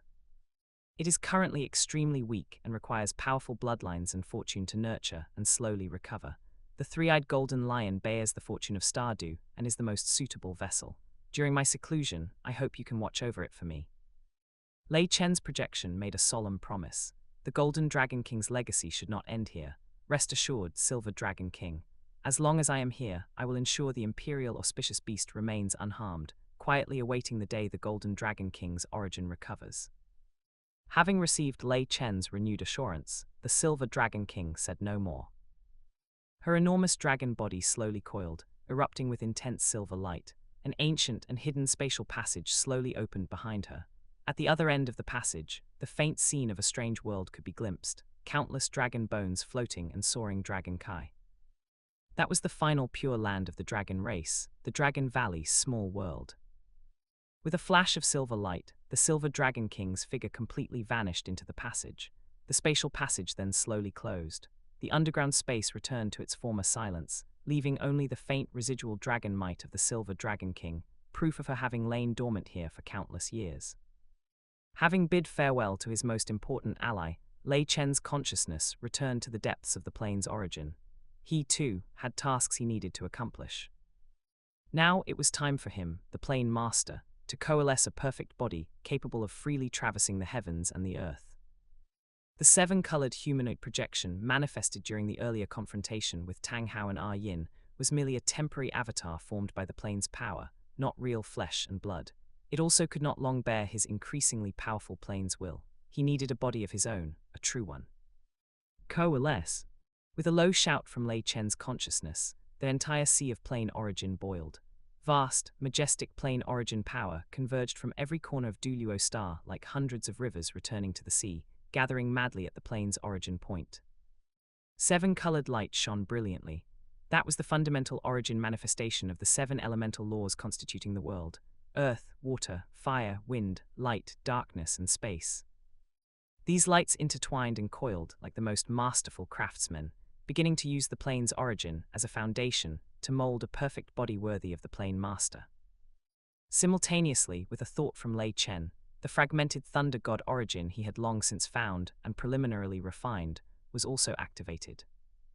A wisp of violet gold lightning energy, imbued with an aura of judgment and destruction, roared like an unruly thunder dragon, charging into the coalescing seven-colored light sphere. This wisp of thunder god origin was not for directly inheriting the thunder god divine seat. Instead, it served as the core and catalyst, destined to completely merge into this newborn body, becoming an innate part of its authority. This laid the most solid foundation for Lei Chen to personally reforge the complete thunder god divine seat in the future and utterly transform it into the Douluo Plane's authority of heavenly punishment. The seven-colored light and the violet gold thunder clashed and fused violently, emitting a soul-shaking hum. The process lasted for an unknown duration, perhaps an instant, perhaps 10,000 years. Finally, all the light and energy completely retracted inward. A perfect male body quietly floated within the plane's origin. He appeared to be a youth of roughly 20 years. His black hair cascaded like a waterfall, naturally falling, with faint traces of seven-colored light flickering at the ends. His figure was tall and well-proportioned, every inch of his skin seemingly carved from the finest divine jade, containing explosive power and perfect affinity with the laws. His features were exceptionally handsome, sword-like eyebrows, starry eyes, a high-bridged nose, and well-defined lips. Yet combined, they exuded a transcendent calm and majesty, like ancient, enduring mountains or the all-encompassing starry sky. Most peculiar was the faint seven-colored halo naturally emanating around him, as if cloaking him in a hazy divine radiance, proclaiming his noble status as the plane master. And at the center of his brow, a vivid violet gold lightning mark was quietly imprinted, faintly flashing with electric arcs and emanating a heart-palpitating aura of judgment. That was precisely the mark of having fused with that wisp of thunder god origin. Lei Chen gently clenched his fist, feeling the surging power within this new body and the sense of control intrinsically linked to the entire plane. The corner of his mouth curved into a satisfied arc. Now then, it is time to truly begin reforming this world. Chapter 13, Relocating the Life Core, Mass Resurrection. Having condensed a perfect body and feeling an unprecedented connection to the Douluo Plane, Lei Chen slowly opened his eyes. His gaze seemed capable of piercing through layers of space, instantly landing at the center of Sea God Island within Shrek Academy. On Sea God Island, the golden ancient tree that had stood for 10,000 years was today undergoing a transformation that shocked the entire senior leadership of the Academy. The already majestic and spectacular ancient tree, for reasons unknown, began a near-frenzied growth within just a few short hours. Its thick trunk visibly expanded, and its gnarled, dragon-like roots burrowed deep into the island's foundation, even causing minor tremors. Most astonishingly, the already sky-blocking canopy now spread outward like a living creature. The dense golden leaves and branches shimmered with the glow of life, eventually enveloping the entire Sea God Island in its shade. From afar, the island appeared to be covered by a vast, gently glowing golden canopy. This unprecedented spectacle, naturally, drew the high-level attention of the Sea God Pavilion. Within the Sea God Pavilion, the atmosphere was heavy. Led by Elder Song, Xian Lina, Kaian Duoduo, and others, the venerable elders gathered, their faces unable to conceal shock and worry. They had tried various methods of investigation, but still could not understand why the golden ancient tree had suddenly undergone such a drastic change. This ancient tree was not only a symbol of the Academy, but was also intrinsically linked to the foundation of the Academy and even the entire Shrek City. Any unusual activity from it affected everyone deeply. Elder Mew, what do you make of this? Elder Song turned his gaze respectfully towards the seemingly drowsy old man seated at the head, his tone full of deference. The old man was none other than the current master of the Sea God Pavilion, the dragon god Douluo Mu-En, the Academy's sole pillar of stability. Mu-En slowly raised his head. A glimmer of depth, incongruous with his age, flashed in his cloudy eyes. He gazed at the massive canopy outside the window that had nearly dyed the sky gold, remained silent for a moment, and then spoke slowly in a hoarse voice. The rules of the world seem to have undergone some fundamental change. A will I cannot comprehend, yet vast and boundless, is awakening, or perhaps, is taking over this heaven and earth. He paused slightly, sensing the far more active and abundant life energy flowing in the air compared to before, and continued, As an aggregation of life force, the golden ancient tree's transformation is the most direct response to this upheaval. It seems to be cheering, welcoming the arrival of a new era. As for the specific reason, utter horror of all onlookers, their entire golden ancient tree, along with the entire plot of land its roots occupied, was uprooted by an invisible, irresistible force. What's happening? The golden ancient tree, it's flying. Heavens, how is this possible? The elders rushed out of the sea god pavilion. The sight before them left them utterly dumbfounded. They saw the golden ancient tree, which had borne 10,000 years of history and was regarded as the lifeblood of the academy, now enveloped in seven-colored light, slowly ascending into the sky. Its massive form showed no sign of clumsiness. Instead, it drifted as lightly as a feather towards the direction of the Douluo Great Forest. Nguyen also came outside the pavilion. He looked up at the distant golden giant tree, his aged face filled with complex emotions, shock, understanding, ultimately resolving into a long sigh. So it is, the will of the plane, Shrek, our 10,000-year mission, may be different from now on. No one attempted to stop it, for everyone could feel that the power lifting the golden ancient tree was on a level far beyond their comprehension. It was a force belonging to the entire world, not to be defied. Douluo Great Forest, the core region Lake of Life. The lake's surface rippled with emerald waves. The life energy here was so thick it seemed tangible, giving the water a jade-like hue. At this moment, the space above the lake's center twisted slightly. Lei Chen's newly condensed, perfect body, emanating a seven-colored halo and an aura of thunderous pressure, quietly appeared. His gaze swept over this vibrant area, and he nodded in satisfaction. This was not only the place where the Silver Dragon King had once lain dormant, but also the node where the life veins of their entire Douluo star converged, the optimal location for the life core to reside. This place is your true home, Lei Chen murmured softly, raising his hand in a beckoning gesture. The golden ancient tree, wrapped in seven-colored light, traversed space and steadily descended into the center of the Lake of Life. Its enormous roots, as if alive, actively probed beneath the lake's surface, deeply embedding themselves into the Douluo's most fertile, life-energy-rich soil. The moment the golden ancient tree took root, the heaven and earth energy of the entire Douluo Great Forest, and even a wider area, began to boil. Centered on the Lake of Life, a mighty tide of life spread out like ripples. Wherever it passed, plants grew wildly, spiritual herbs bloomed, and countless injured or weakened spirit beasts bathed in this light of life. Their wounds healed at a visible pace, and their auras grew stronger. The golden ancient tree's branches and leaves unfurled, more resplendent and vibrant than ever before. It connected completely with the Lake of Life beneath it, and the entire life vein network of the Douluo star, truly becoming the plane's life core. Having completed the relocation of the life core, Lei Chen did not pause. He hovered high in the air and slowly closed his eyes. What came next was his promise to that important ally, and the first step in his reshaping of this world's order. Using the authority of the Plane Master, he began to communicate with the world's fundamental laws, tracing the trajectory of time. His will locked onto a specific point in time, several years ago, deep underground in the core of the Douluo Great Forest, the moment he and the Silver Dragon King formally established their alliance. From that moment until now, for all spirit beasts that had perished across the Douluo due to human hunting in these intervening years, their dissipated life imprints and remnant souls began to be forcibly gathered and reconstructed from the heavens and earth, from the laws themselves, summoned by the plane's origin.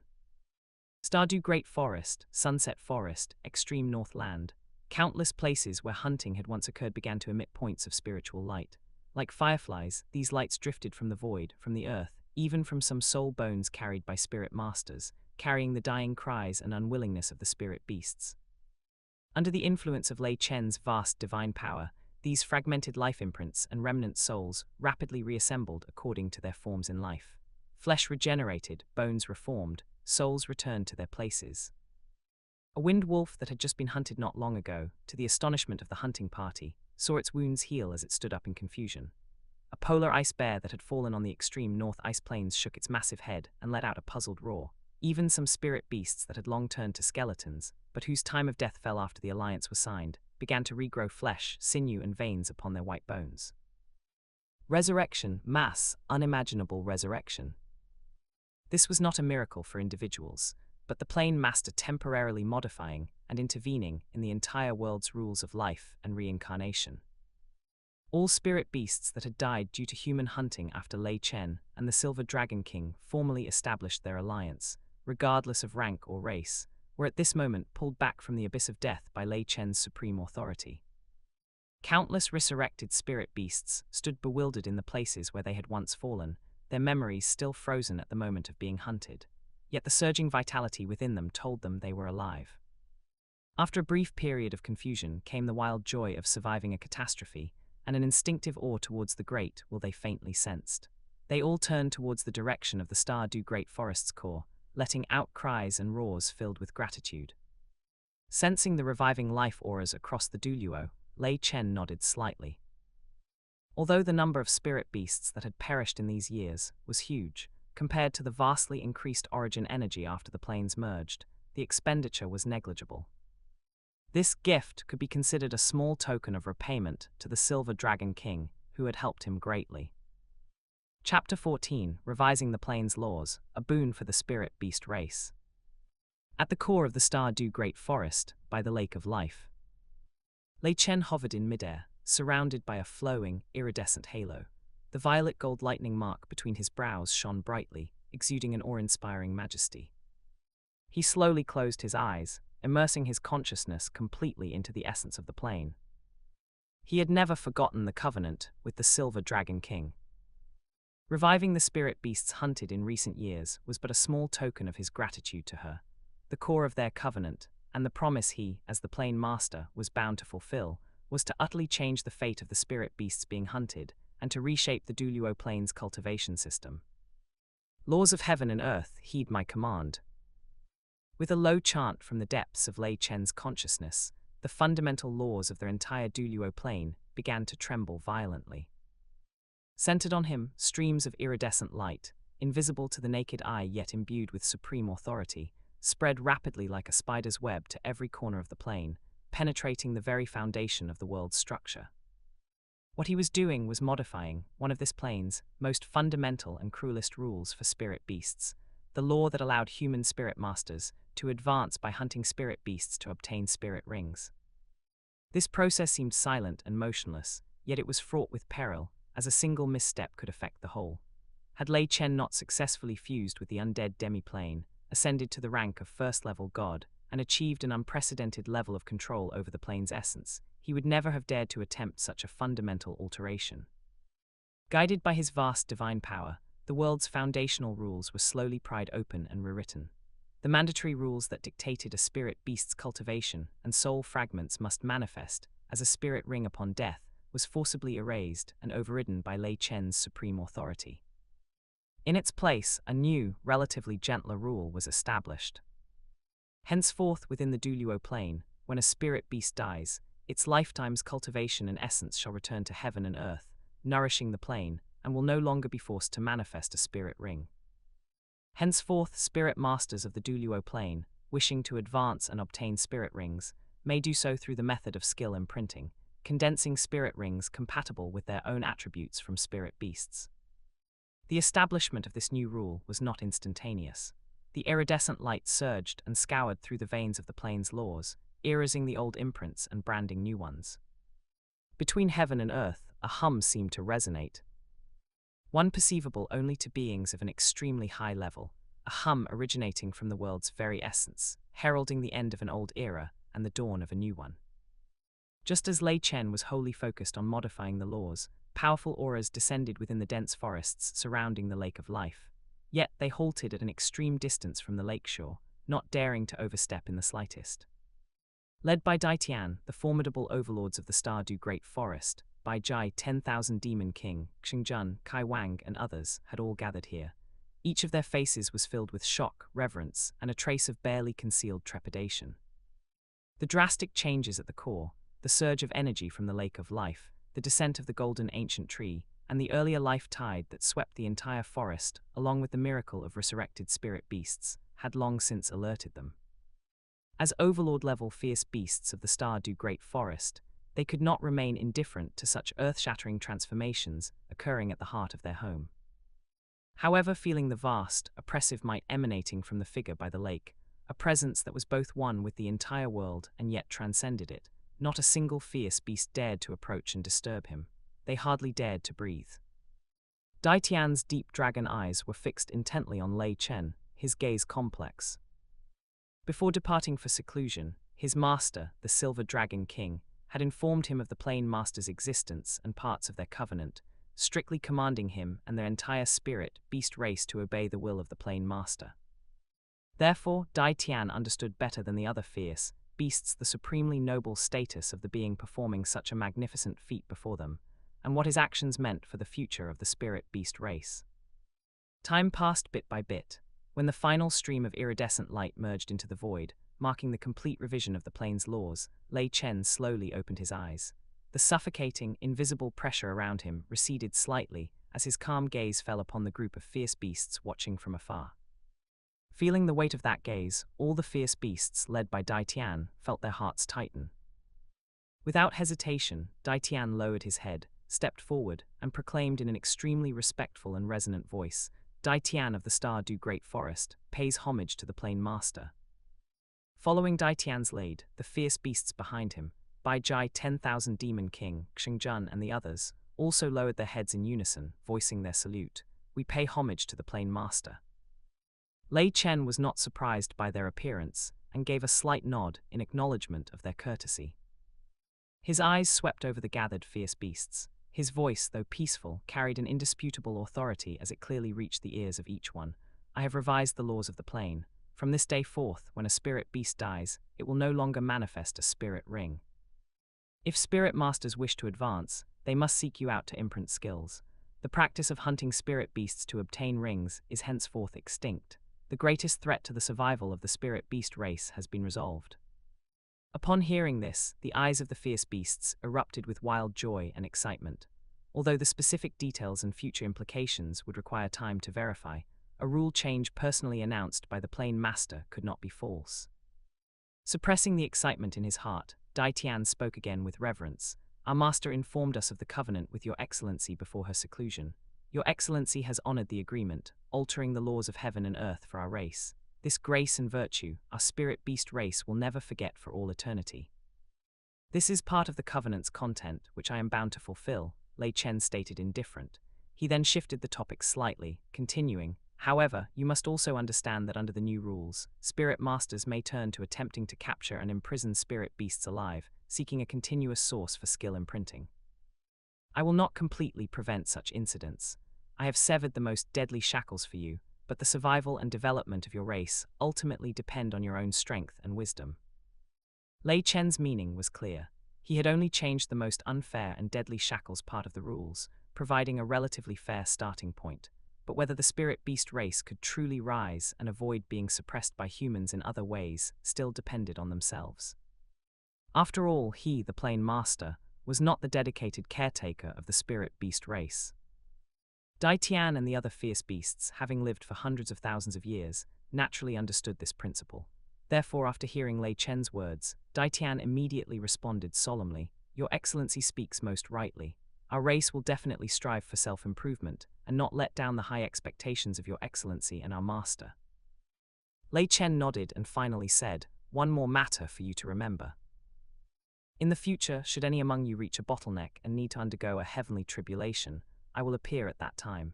Using the authority of heavenly punishment, I will shield you from the tribulation's power and assist you in passing through it safely." Having left this final promise, another part of his covenant with the Silver Dragon King, Lei Chen said no more. His figure gradually grew illusory at the spot, eventually dissolving into specks of iridescent light.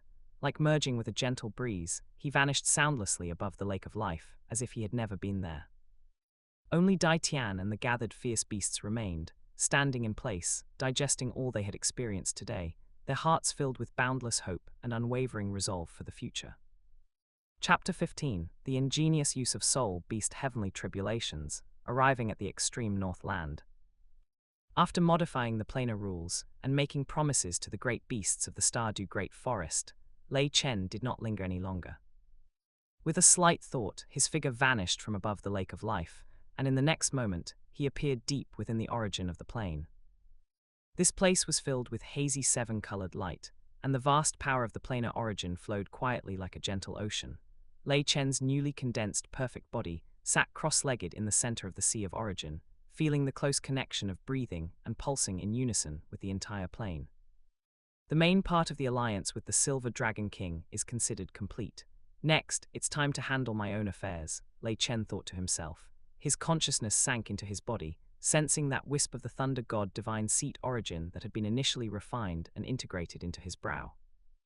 This purple-gold wisp of lightning origin was currently like a sleeping young dragon, lurking deep within his sea of consciousness, emitting a faint but essentially high-level aura of judgment and destruction. The method for recasting the thunder god divine seat was actually not complicated. The power of thunder is one of the most violent forces in the universe. As long as he devours and refines enough heavenly lightning to nourish this wisp of god position origin with its essence, it can gradually grow and be completed, eventually manifesting the glory of a full first-level god position. With Lei Chen's current status as the plane master, mobilizing the Douluo Plane's own lightning power was as easy as turning over his hand. Whether it was lightning in a storm or naturally occurring thunderstorms, he could easily gather and take them for his own use. However, Lei Chen did not choose this seemingly convenient path. The heavenly lightning within the plane derives its energy from the plane itself. If I devour them, it's equivalent to taking from the left pocket and putting into the right. The improvement to the overall volume of the plane would be negligible, and might even result in a slight loss due to the consumption of the origin. Why would I do such a foolish thing as robbing Peter to pay Paul? His gaze turned toward another, more efficient, source of lightning, the heavenly tribulation lightning of spirit beasts. A spirit beast cultivation can be described as going against the heavens. Whenever their cultivation breaks through the 100,000-year threshold, it triggers the descent of a heavenly tribulation. More importantly, these spirit beast tribulations are not generated by the Douluo Plane itself, but originate from the vast, boundless great universe outside the plane.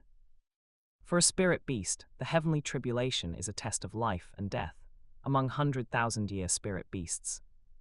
Not even 1 in 10 can successfully cross the first heavenly tribulation.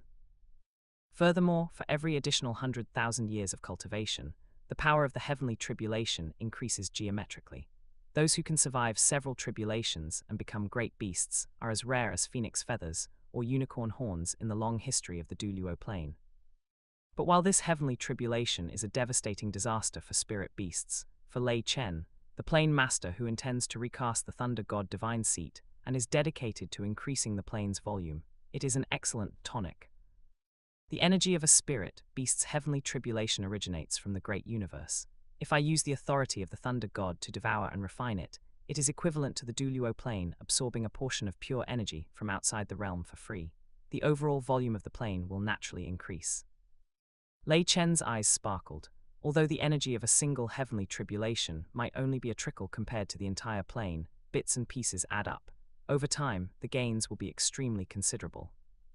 In other words, every spirit beast capable of attracting a heavenly tribulation was, to Lei Chen, a precious resource that could continuously generate income for the plane. Their very existence, their cultivation, and the process of crossing tribulations were all contributions toward the promotion of the Douluo Plane. Unfortunately, spirit beasts capable of attracting heavenly tribulations are simply too rare. Lei Chen couldn't help but feel a bit of regret. 100,000 years of cultivation is a massive hurdle, and the heavenly tribulation every 100,000 years filters out the vast majority of spirit beasts, leaving only a handful of great beasts in the current Douluo Plane. Moreover, the frequency at which they trigger heavenly tribulations is too low, often requiring tens of thousands of years of accumulation. Lei Chen mused, but then the corners of his mouth curled into an arc. However, there is a ready-made opportunity right now. His consciousness, like invisible tentacles, crossed thousands of mountains and rivers, instantly enveloping that eternal frozen world at the northernmost tip of the continent, the extreme Northland. The perception of the plane master was meticulous, easily penetrating the biting cold winds and thick layers of ice to lock onto the two most powerful existences in the core region of the extreme Northland. One of the auras was pure and vast, like ancient, unmelting ice, containing the majesty of ultimate ice. Her energy level had already reached a critical point. With over 699,900 years of accumulated cultivation, she was only one step away from triggering the terrifying 700,000-year heavenly tribulation. She was the ruler of the extreme Northland, a being condensed from the purest ice attribute heaven and earth origin energy, the the Snow Empress. Not far from the Snow Empress, another slightly weaker but equally sharp aura of ultimate ice had also reached the bottleneck of nearly 400,000 years of cultivation. That was one of the three great heavens of the extreme north, the Ice Empress. Snow Empress, Ice Empress. Lei Chen softly spoke their names, the look of planning in his eyes becoming clearer. The peak of 690,000 years, only a hair's breadth away from the 700,000-year heavenly tribulation. If I give them a helping hand, it won't be difficult to make their cultivation skyrocket by several 100,000 years in a short time. That way, the heavenly tribulation can be triggered ahead of schedule.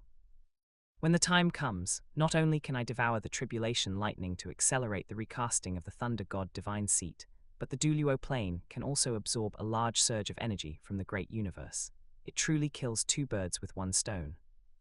Thinking of this, Lei Chen no longer hesitated.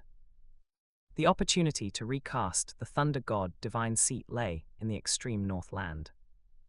With a movement of his body, the perfect form sitting deep within the planar origin became illusory.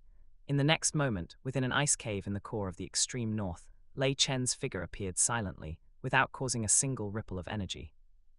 Not far ahead of Lei Chen, an exquisitely beautiful figure stood quietly. She wore a white palace dress, her skin was as white as snow, and her features were so ethereal they didn't seem like something of the mortal world. She was indeed the ruler of the extreme northland, the Snow Empress. However, this usually majestic and cold Ice Queen did not notice Lei Chen's arrival at this moment.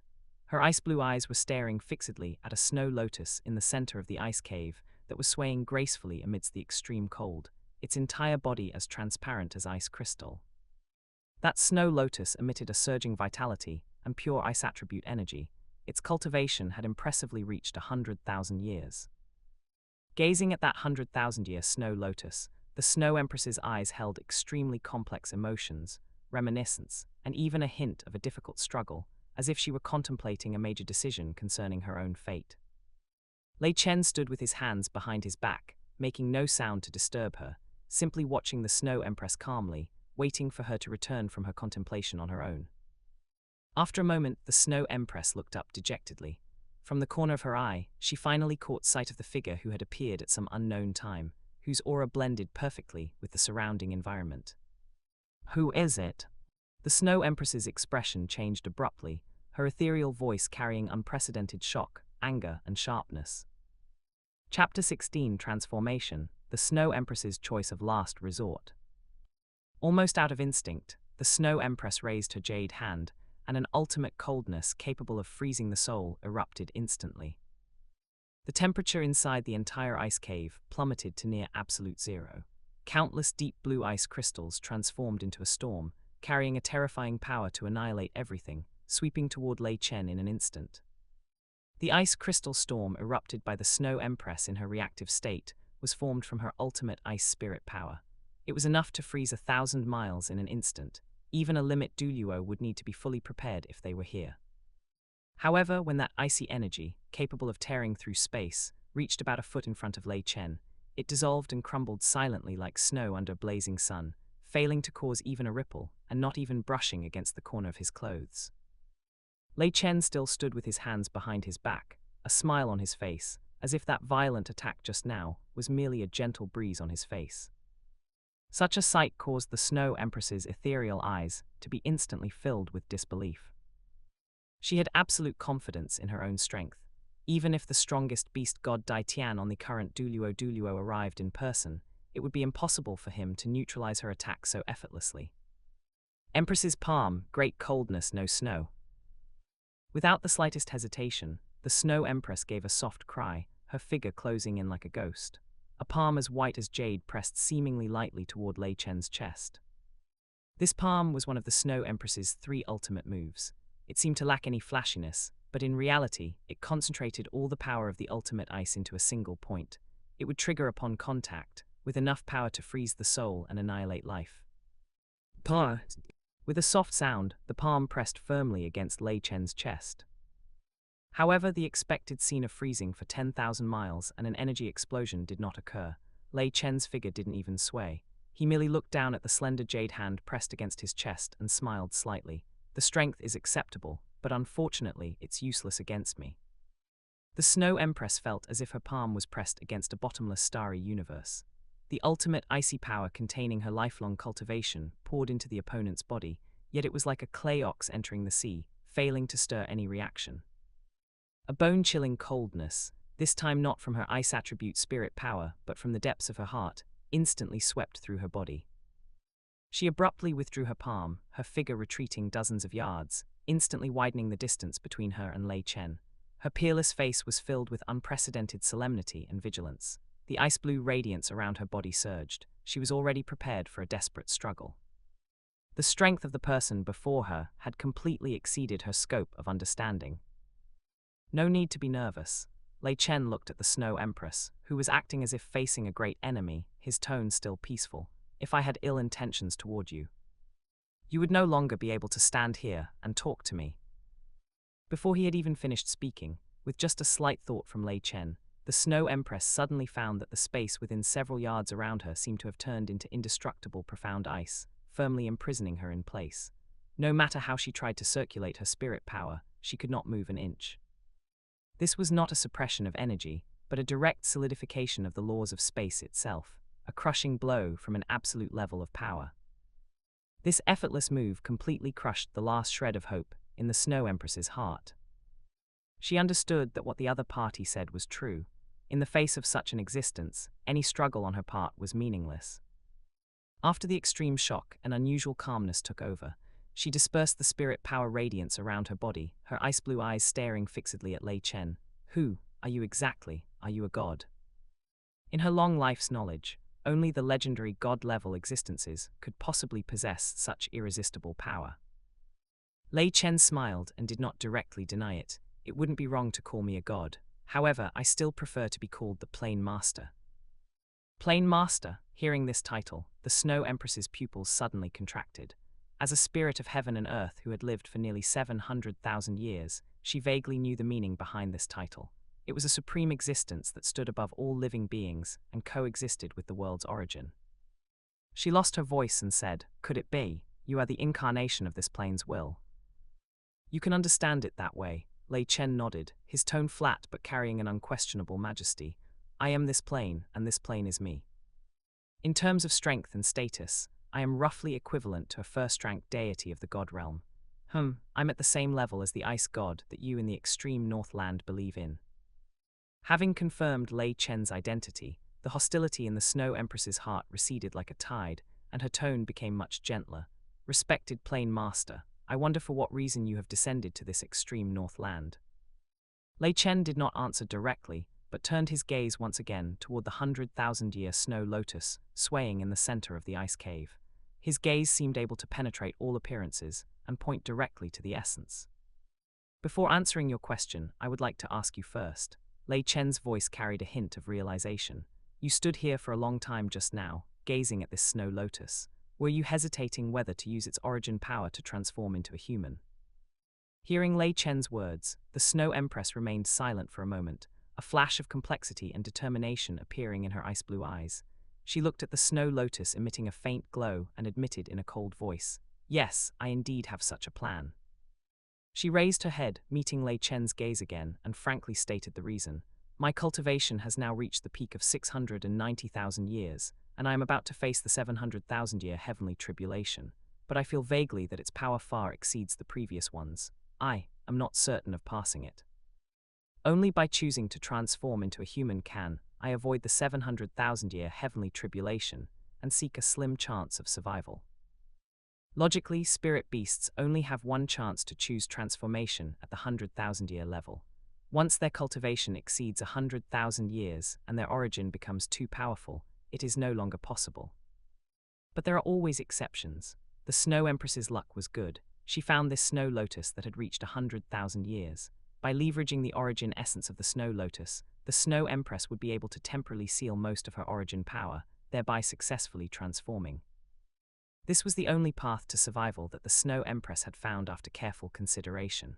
Only she knew the internal struggle involved.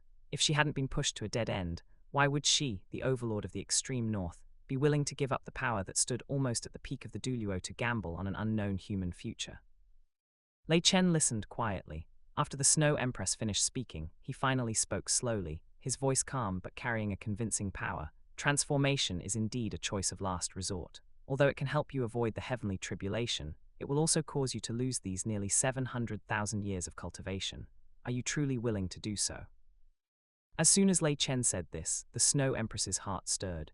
She heard the implication in Lei Chen's words and couldn't help but ask, "If I could retain my cultivation and pass the heavenly tribulation, I would naturally be willing. I wonder what advice the Plane Master has." Chapter 17, Assisting the Snow Empress, Gifting 10,000-Year Profound Ice Marrow. Lei Chen looked at the flicker of skeptical hope in the Snow Empress's eyes and naturally understood what she was thinking. He smiled indifferently, his voice calm yet carrying an unquestionable certainty. "It's not a matter of teaching. I can tell you clearly that your upcoming 700,000-year heavenly tribulation, as well as the subsequent 800,000, 900,000, and even the final million-year tribulation, are no difficult feat for me.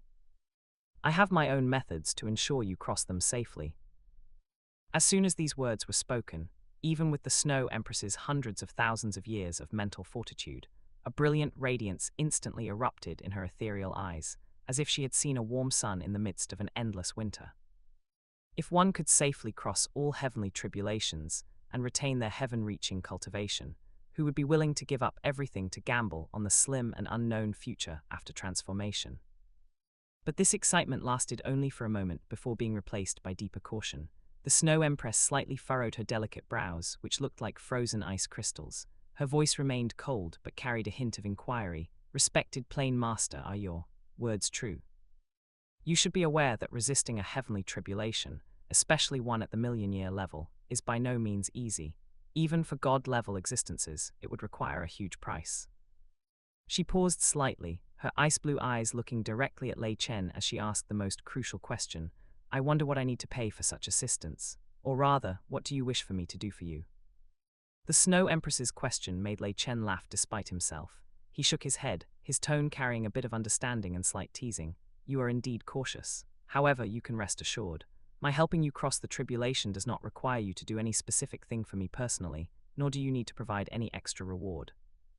Seeing the deepening confusion in the Snow Empress's eyes, Lei Chen restrained his smile and said seriously, "You, the Snow Empress, and even all the spirit beasts in this extreme North Land, are all living beings nurtured by this plane. Your existence and your strength are themselves the best return to this plane." Lei Chen's gaze seemed to penetrate the ice cave, seeing the veins of their entire Douluo Plane. "I am the plane, and the plane is me. If the plane is strong, I am strong. Helping you is helping myself. Therefore, you don't need to overthink it, and you certainly don't need to feel like you owe me a favor. Just accept it with peace of mind." Hearing these words, the Snow Empress was completely stunned. She had thought of countless possibilities, perhaps making her submit and pledge loyalty, or perhaps making her complete some dangerous missions, but she never expected the reason given by the other party to be so grand and pure. Helping her simply because she belonged to this plane, and her strength was beneficial to the plane. This kind of vision, which completely transcended individual interests and calculations, caused a ripple to rise in the Snow Empress's heart, which had been frozen for hundreds of thousands of years. The confusion in her eyes gradually turned into a complex emotion. There was shock, there was relief, and finally, it all turned into a sliver of sincere respect. She bowed slightly, performing an ancient rite used in the extreme Northland only when facing a supreme existence.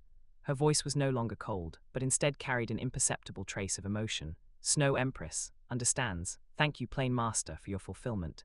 This kindness, the Snow Empress and the extreme Northland shall remember for all eternity." Lei Chen waved his hand casually, no need for such formality. After saying that, with a slight movement of Lei Chen's thought and without any apparent action, the space beside him produced a subtle distortion. In the next moment, crystalline, ice prism-like objects emitting extreme cold appeared out of thin air, floating quietly by his side. Inside these ice prisms, liquid extreme cold energy seemed to flow slowly, emitting a terrifying chill that even caused the surrounding space to freeze slightly. Its pure and majestic ice attribute energy far exceeded any heavenly treasure the Snow Empress had ever seen in her life. The moment she saw these ice prisms, the Snow Empress's gaze suddenly froze. Her ethereal voice blurted out with a hint of disbelief. "This is 10,000-year profound ice marrow." As the ruler of the extreme Northland, how could she not recognize such a legendary ice-type treasure? 10,000-year profound ice marrow was a natural wonder that could only be born from the condensed essence of 10,000-year profound ice. It was the top-tier cultivation holy item for ice attribute spirit beasts. Like the Tianmeng ice silkworm, it was by a stroke of luck that it fell into a 10,000-year profound ice cave and consumed a large amount of 10,000-year profound ice marrow, allowing it to break through racial limits and advance all the way to the million-year level. The energy contained in a single piece of 10,000-year profound ice marrow was enough to allow an ordinary ice-type spirit beast to increase its cultivation by 10,000 years out of thin air. And at this moment, floating beside Lei Chen, a rough count revealed there were actually 45 pieces of 10,000-year profound ice marrow. Lei Chen looked at the Snow Empress's shocked expression and smiled slightly, confirming, "Indeed, it is 10,000-year profound ice marrow. These pieces of 10,000-year profound ice marrow are enough to make your cultivation skyrocket in a short period and strike at the million-year level." He gave a light push, and 31 pieces of 10,000-year profound ice marrow, emitting an alluring cold light, slowly floated in front of the Snow Empress. "Refine and absorb them one by one." Looking at the 31 pieces of 10,000-year profound ice marrow floating before her, and feeling that pure to the extreme ice attribute energy, the Snow Empress took a deep breath of the freezing air. Then, she reached out her snow-white, jade-like hand, and solemnly took the treasures that were enough to drive any ice-type spirit beast mad. "Thank you," she bowed to Lei Chen once more, her tone incredibly serious. This kindness was beyond what words could express. Immediately, the Snow Empress no longer hesitated. She sat cross-legged, took the first piece of 10,000-year profound ice marrow, held it with both hands, and began to absorb it. The 10,000-year profound ice marrow was cold to the touch, but the vast energy contained within was like a docile river, rapidly surging into the Snow Empress's body. Her cultivation was already at the peak of 699,900 years, only a hair's breadth away from the 700,000-year bottleneck. Now, under the catalysis of this pure external force, that solid barrier collapsed almost the moment they made contact. Boom! A majestic and vast aura suddenly erupted from the Snow Empress's delicate body. An ice-blue pillar of light soared into the sky, instantly piercing through the top of the ice cave and heading straight for the clouds. The wind and snow of the entire core of the extreme north seemed to stall. All ice attribute spirit beasts within a 1,000-mile radius, regardless of strength, felt it at this moment and involuntarily prostrated themselves in this direction. That was their monarch stepping toward a higher level of life transformation. 700,000-year cultivation achieved. However, almost at the same moment, the Snow Empress broke through the bottleneck and her aura surged. An even more terrifying pressure that made the soul tremble descended from the high heavens without warning, locking onto her firmly. The Snow Empress's ice-blue eyes snapped open. A flash of solemnity passed through them, but there was no panic. She rose to her full height and nodded slightly to Lei Chen. Then, her figure turned into a streak of light, and she unhesitatingly rushed out of the already damaged ice cave, standing tall amidst the biting cold winds of the extreme north. Chapter 18, The 700,000-Year Heavenly Tribulation, Devouring the Tribulation Lightning. The sky of the extreme north land was now completely shrouded by endless, ink-black tribulation clouds. The thick layers of clouds hung low, as if they were about to crush this vast ice field completely. Within the clouds, countless silver snakes as thick as a child's arm darted frantically, letting out deafening roars. Destructive pressure, like a physical tsunami, swept across every inch of the extreme north land. Countless spirit beasts prostrated themselves on the ground under this brilliant heavenly might, trembling so much that even looking up became a luxury. The high-level spirit beasts that had gained intelligence all cast worried glances toward the core, where the tribulation clouds converged. They knew that their king, the ruler of the extreme north land, the Snow Empress, was facing a terrifying 700,000-year level heavenly tribulation. Their worry was laced with fear that their king would perish under such heavenly might. If that happened, the landscape of the extreme north land would surely be turned upside down. However, in the face of the heavenly tribulation, they could do nothing but silently pray to the unseen ice god in their hearts, begging for a miracle to occur. Amidst this oppressive atmosphere, a streak of emerald light tore through the wind and snow recklessly, rushing toward the gathering point of the tribulation clouds at an astonishing speed. It was the Ice Empress, one of the three great heavens of the extreme north. Her petite body trembled slightly from extreme anxiety, with only one thought in her mind: get to the Snow Empress's side. When the Ice Empress finally broke through the layers of wind and snow and her vision cleared, the sight that met her eyes caused her to freeze instantly, her pupils shrinking. High in the sky, a dark purple bolt of tribulation lightning, as thick as a bucket and carrying an aura of annihilation, crashed down like a roaring thunder dragon. Its target was the familiar figure in white palace robes below, the Snow Empress. However, this tribulation lightning, which was enough to shatter the soul of any great beast, failed to strike the Snow Empress directly. This was because, at some unknown moment, a strange figure had appeared between the lightning and the Snow Empress. That strange figure stood suspended in midair, his posture upright, with a faint seven-colored halo flowing around him.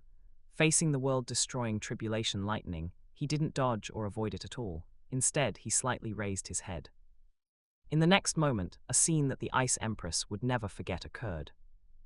The moment that fierce dark purple tribulation lightning touched the strange figure, it didn't explode with the expected terrifying power. Instead, like a stream flowing into the ocean, it was devoured by that figure. Yes, devoured. The energy of the tribulation lightning seemed to be drawn by some irresistible force, all of it sinking into the figure's body without even causing a single ripple. The halo around the figure's body only seemed to brighten slightly, and the purple-gold lightning pattern on his forehead flashed with an imperceptible glow. What is going on? The Ice Empress's mind went blank. This scene before her eyes, which defied all logic, was completely beyond her understanding. A heavenly tribulation was a punishment bestowed by the laws of the universe upon spirit beasts that went against the heavens. It could only be endured through sheer force. She had never heard of anyone being able to eat it so easily. While she was dazed, a second, even thicker and deeper-colored bolt of tribulation lightning had already formed, tearing through the sky once more and crashing down in fury. The result was the same. The strange figure was like a bottomless pit, easily devouring this even more powerful bolt of tribulation lightning again. The Ice Empress suddenly snapped back to her senses. Unable to restrain herself any longer, she flickered and appeared beside the Snow Empress, her voice filled with uncertainty and shock. Snow Empress, what is happening? Who is that person? How could he? The Snow Empress did not turn her head. Her ethereal gaze remained fixed on the figure in midair who was intercepting all the calamities for her. Her beautiful face held a complex expression: shock, gratitude, and a hint of relief. She shook her head gently and parted her ruby lips. Just watch. Seeing that the Snow Empress was unwilling to say more, the Ice Empress suppressed the overwhelming waves in her heart and also turned her gaze toward the sky. Only then did she have the chance to observe the figure closely. From that figure, she felt a vast aura that was perfectly integrated with the entire world, as if he were the ruler of this world of ice and snow. Who exactly is he? The Ice Empress's heart was full of questions, but now was clearly not the time to ask. At this moment, Lei Chen had no time to worry about the thoughts of the two heavens of the extreme north below. He was tasting the flavor of this 700,000-year heavenly tribulation with great interest. Having devoured 2 consecutive bolts of tribulation lightning, the pure and violent lightning energy surged into his body and was quickly absorbed and refined by the thunder god origin at his forehead. The purple-gold thunder mark became increasingly clear and active, as if a sleeping thunder dragon was slowly awakening. Lei Chen looked up at the lightning vortex spinning in the center of the tribulation clouds, which was brewing even more terrifying power, carefully sensing the energy levels contained within. The energy condensation is extremely high, and it's full of destructiveness, Lei Chen assessed inwardly. The total energy of this heavenly tribulation has reached the demigod level. No wonder the Snow Empress wasn't confident in surviving it. With her cultivation nearing 700,000 years, facing a demigod-level heavenly punishment head-on is indeed a near-death experience. After confirming this, Lei Chen didn't find it troublesome. Instead, he became even happier. A single 700,000-year heavenly tribulation is equivalent to adding a demigod-level foreign asset to the Douluo Plane, he calculated in his heart. If it were an 800,000-year, 900,000-year, or even the final million-year heavenly tribulation, the total energy contained within would likely be comparable to true god level.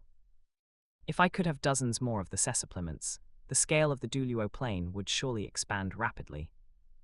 This wasn't a heavenly tribulation, it was clearly nourishment for the rapid growth of the Douluo Plane, and as the plane master, he was the best harvester. While feeling delighted, Lei Chen's actions of devouring the tribulation lightning didn't pause for a moment. The third, the fourth, the fifth. The tribulation clouds seemed to be completely enraged by Lei Chen's provocative behavior. The descending bolts of tribulation lightning grew thicker one by one, their color shifting from dark purple to deep black, and finally even taking on a hint of destructive dark red. Every bolt of tribulation lightning was enough to easily severely injure or even kill a limit Douluo, but before Lei Chen, they were all like fed nourishment, fully accepted by his thunder god origin.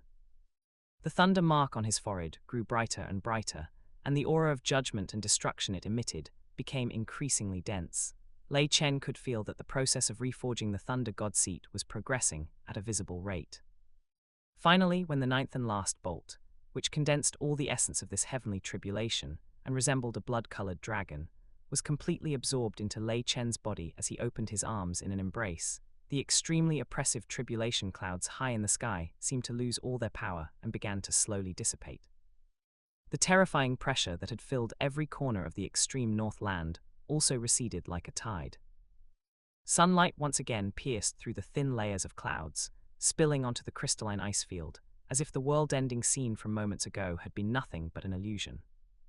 The Snow Empress stared blankly at the clear sky after the tribulation clouds had vanished, feeling somewhat dazed for a moment. The great life and death tribulation that had troubled her for tens of thousands of years was just over like that. She took a deep breath, suppressing her churning emotions, and with a movement, she transformed into a white light and flew to Lei Chen's side. Looking at his still calm face, and sensing the aura on him that seemed to have deepened slightly, a hint of imperceptible concern flashed in the Snow Empress's ice-blue eyes as she asked softly, "Are you all right?" Chapter 19, Abyssal Eternal Frost, Ice God's Divine Temple. Hearing the Snow Empress's concerned inquiry, Lei Chen turned to look at her, a relaxed smile appearing on his handsome face. The tribulation lightning of a mere 700,000-year heavenly tribulation is nothing more than nourishment to me. Naturally, I am fine. Feeling the thunder god origin within his body, which had grown significantly stronger and more solid, he was in a quite pleasant mood. He then said to the Snow Empress, "I should congratulate you instead for successfully breaking through the 700,000-year bottleneck, taking your cultivation to the next level." The frost on the Snow Empress's peerless face thawed slightly as she shook her head gently, her tone sincere. "If not for your intervention, I could never have safely crossed this tribulation. I will keep this kindness in my heart." Lei Chen waved his hand dismissively, his tone casual yet carrying an unquestionable weight. "I have already said that helping you is helping myself. There is no need for further thanks. As for you, now that you've broken through 700,000 years and your cultivation has undergone a qualitative change, you should be able to enter that place." That place, the Snow Empress was slightly taken aback, a hint of confusion flashing in her ice-blue eyes, but in just a moment she seemed to think of something, her ethereal voice carrying a trace of uncertain alarm. "Are you referring to the Abyssal Eternal Frost?" "Indeed, it is the Abyssal Eternal Frost."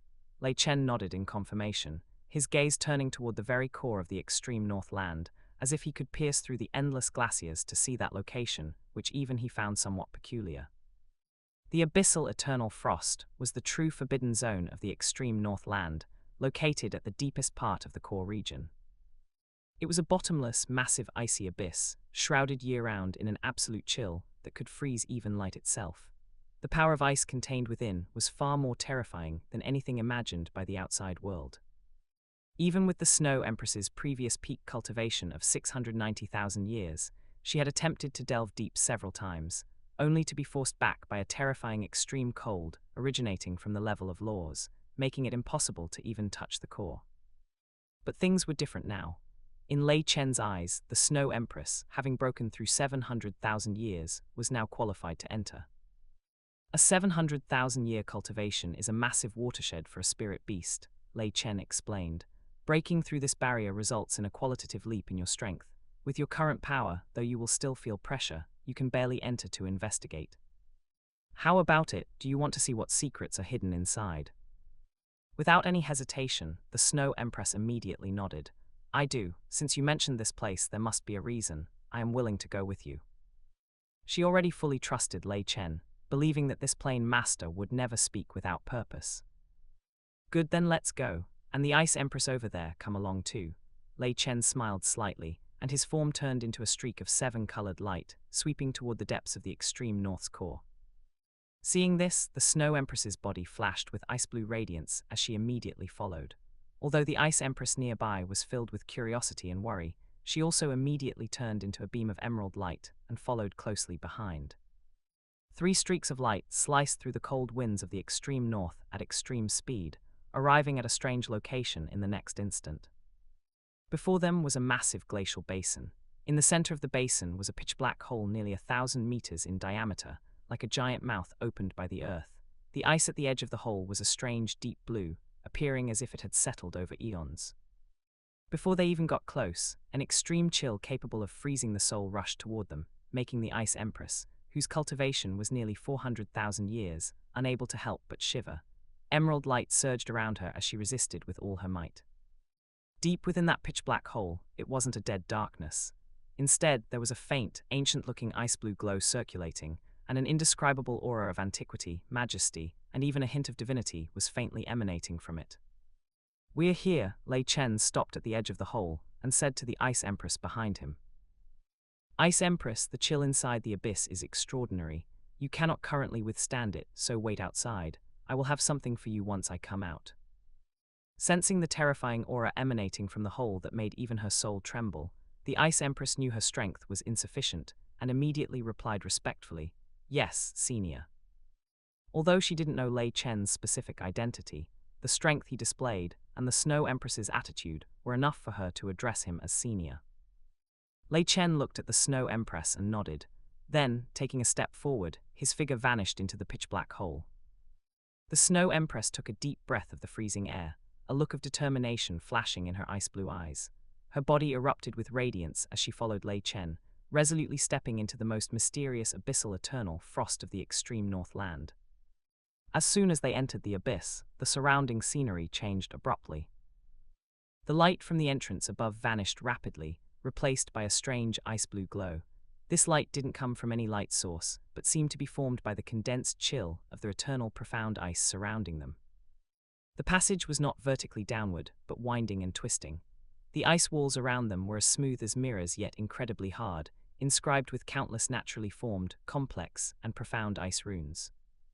The deeper they went, the more terrifying the chill became. The ice-attributed energy permeating the air was so dense it almost froze the surrounding space. Every distance they advanced required enduring immense pressure. The Snow Empress pushed her 700,000-year cultivation to its limit to barely resist this pervasive extreme cold. She felt a secret sense of dread. If she hadn't just broken through, she certainly wouldn't have been able to endure here for long. Meanwhile, Lei Chen ahead of her still walked as if strolling in a garden, 7-colored radiance circulating around him, easily isolating the chill that even the Snow Empress found pressuring. After descending an unknown depth, the passage ahead suddenly opened up, and a massive underground ice cave appeared before them. When she saw the sight within the ice cave, even with the Snow Empress's hundreds of thousands of years of temperament, she couldn't help but gasp, her beautiful eyes filled with shock. In the center of the ice cave, it wasn't the expected gloom, but a massive palace suspended there, constructed entirely of crystal-clear blue ice crystals. The palace's style was ancient and grand, emitting an aura of ultimate ice far denser and purer than that of the outside world. That ancient and majestic sense of divinity originated precisely from here. Above the main gate of the palace, a complex rune condensed from the purest laws of frost emitted a soft yet incredibly majestic ice-blue divine light. The moment she saw that rune, the Snow Empress's delicate body trembled violently. An intense throbbing came from the depths of her soul, and a title originating from her bloodline inheritance escaped her lips involuntarily. "This is Lord Ice God's divine temple." Lei Chen gazed calmly at the towering divine temple, sensing the pure power of laws within it, and nodded slightly. Indeed, this is the divine temple of the ancient ice god. Chapter 20, The Inheritance of the Ice God, the Heart of the Ice God. Lei Chen's words echoed in the empty ice cavern, confirming the origin of this magnificent palace, the temple of the ancient ice god. Snow Empress gazed at the temple, which exuded endless majesty and chill, her ice-blue eyes filled with heartfelt longing and admiration. To her, the ice god was not just a legendary first-rank deity, but also the spiritual belief of all ice attribute spirit beasts in the entire extreme Northland. As a being formed from the condensation of the purest ice attribute elemental power, Snow Empress's reverence for the ice god far exceeded that of other spirit beasts. At this moment, facing the temple that was the source of her faith, her footsteps couldn't help but falter. She looked at Lei Chen, her ethereal voice carrying a hint of hesitation. Are we really going in? Trespassing into a temple without permission is a desecration of the gods. Lei Chen understood Snow Empress's concerns. His expression was calm, but his tone carried an indifference that came from insight into history. There's no need to worry about such trivialities. The ice god fell long ago in the ancient war of the gods. This temple is now merely a ruin. Fallen, Snow Empress's delicate body trembled slightly, and a flash of bewilderment and loss appeared on her exquisite face. She did not doubt Lei Chen's words. The power and status displayed by this plain master, as well as the kindness he showed by helping her cross her tribulation, had established a deep trust in him. However, suddenly hearing that the god she had believed in for hundreds of thousands of years had long since vanished into the long river of history, a huge sense of loss and emptiness inevitably welled up in her heart, as if a certain spiritual pillar supporting the existence of the extreme Northland had quietly collapsed. Snow Empress stared blankly at the temple, feeling a sense of melancholy for a moment. Lei Chen did not disturb her, giving her a moment to digest this startling news. After a while, Snow Empress finally calmed her turbulent emotions, and the dazed look in her eyes gradually dissipated. Even gods can fall. This is the norm of the universe. She was, after all, the ruler of the extreme Northland, with a willpower far exceeding that of ordinary people. She quickly adjusted from the brief moment of lost faith. She looked at Lei Chen, her gaze regaining its clarity. I understand, so why did you bring me here? Seeing Snow Empress adjust her emotions so quickly, a flash of approval crossed Lei Chen's eyes. He pointed toward the temple and continued, although the ice god has fallen, he did not leave behind nothing. He condensed his core divine origin power here, waiting for a fated person. And you, Snow Empress, as the strongest being born in the current extreme Northland, are the successor, most qualified to inherit this power. Lei Chen's words were like lighting a lamp in Snow Empress's heart. So the ice god had not completely disappeared, but had left behind the hope of inheritance. So I am to inherit Lord Ice God's power. Her eyes instantly became incredibly firm, and her previous concerns vanished. I understand. I am willing to follow you into the temple to accept Lord Ice God's trial and gift. Snow Empress's voice was resolute, without a hint of hesitation. Lei Chen nodded and took the lead toward the temple gates, which were condensed from 10,000-year-old profound ice. Snow Empress followed closely behind with firm steps. Passing through the magnificent porch, which was dozens of meters high, the interior of the temple came into view. The interior of the hall was extremely empty. The walls and dome were all constructed from a deep blue divine ice, naturally inscribed with countless complex and profound ice patterns. These ice patterns automatically absorbed the ice attribute energy between heaven and earth, emitting a soft and eternal ice blue glow that illuminated the entire interior of the temple. It wasn't dazzling at all. Instead, it had a solemn and cold beauty. In the center of the temple, there was no statue being worshipped, but rather a circular altar surrounded and supported by countless fine ice crystals. On the altar, there was nothing else but a single object floating quietly. It was a perfect work of art, about the size of a dragon's eye, shaped like a flawless water drop, and presenting the purest and deepest ice blue color. Its surface had countless fine and smooth facets, too many to count. Don't forget to like, comment, subscribers, and share to Infinite Novel Audio. When the ice blue divine light flowing within the temple shone upon it, this water-drop-shaped gem did not simply reflect the light. Instead, it decomposed and refracted it, turning it into countless dazzling ice blue rays that interlaced above the altar, weaving a magnificent and cold network of light. Just the light it naturally emitted gave the surrounding space a sense of stagnation, as if it were nearly frozen. The extreme cold and divine power fluctuations contained within made Snow Empress, who had just broken through to 700,000 years, feel a pang of palpitations. This is the heart of the ice god. Lei Chen's voice rang out in the empty temple.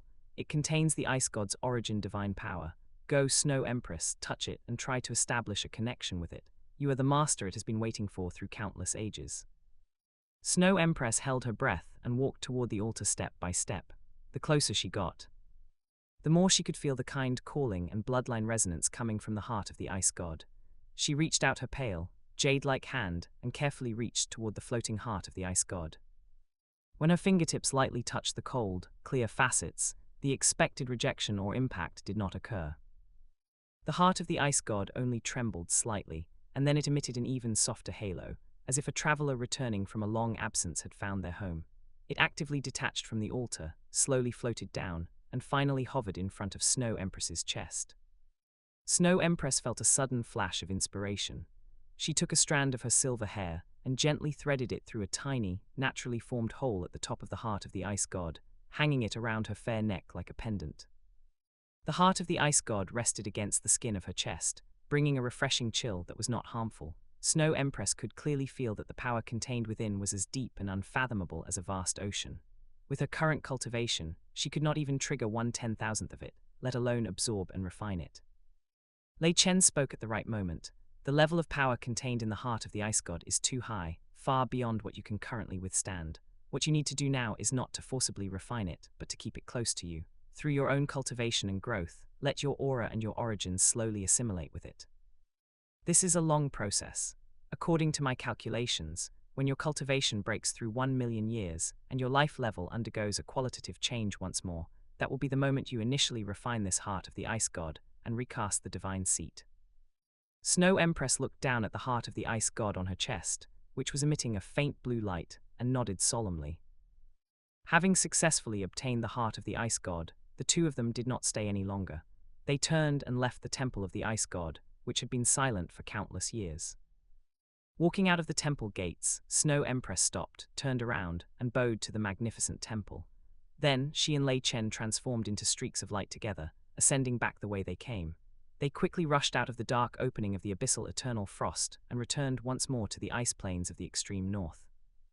Chapter 21, Ice Empress Breaks Through, Affairs in the Far North concluded. Outside the abyssal eternal frost, the biting cold wind still howled, but compared to the ultimate cold within the abyss that could freeze the soul, the temperature here was considered mild to the Ice Empress. She paced anxiously at the edge of the cave entrance, her emerald eyes occasionally glancing into the bottomless darkness, her heart filled with worry for the Snow Empress and endless curiosity about that mysterious senior. Just as she could almost no longer restrain herself and wanted to risk venturing deep to investigate, two figures suddenly emerged from the pitch-black cave entrance. It was Lei Chen and the Snow Empress. Snow Empress, the Ice Empress immediately went to meet her, looking her over with concern. Seeing that her aura was stable and even deeper and more reserved than before entering the abyssal eternal frost, she breathed a sigh of relief. Then her gaze involuntarily fell upon the beautiful, teardrop-shaped gemstone on the Snow Empress's chest, which emitted a faint blue light. The chill and majesty naturally radiating from the gemstone caused her heart to palpitate, yet she also felt an inexplicable sense of familiarity. "Did you encounter any danger inside? What is this thing?" the Ice Empress couldn't help but ask. The Snow Empress gently stroked the heart of the ice god on her chest, a flash of complexity and reverence appearing in her ethereal eyes. She shook her head slightly and said softly, "It's a long story, I'll tell you in detail later. In short, all is well, and, guided by the Plane Master, I have found my own path." Plane Master, the Ice Empress was stunned, looking in surprise at the calm Lei Chen beside her. Although she guessed Lei Chen had an extraordinary background, she didn't expect him to have such a noble status. Lei Chen gave a slight nod to the Ice Empress as an acknowledgement. Then, with a flick of his hand, the remaining 14 pieces of 10,000-year profound ice marrow appeared out of thin air, floating before him and emitting an enticing, ultimate cold light. "Ice Empress, these are for you," Lei Chen said in a flat tone, as if he were giving away something ordinary.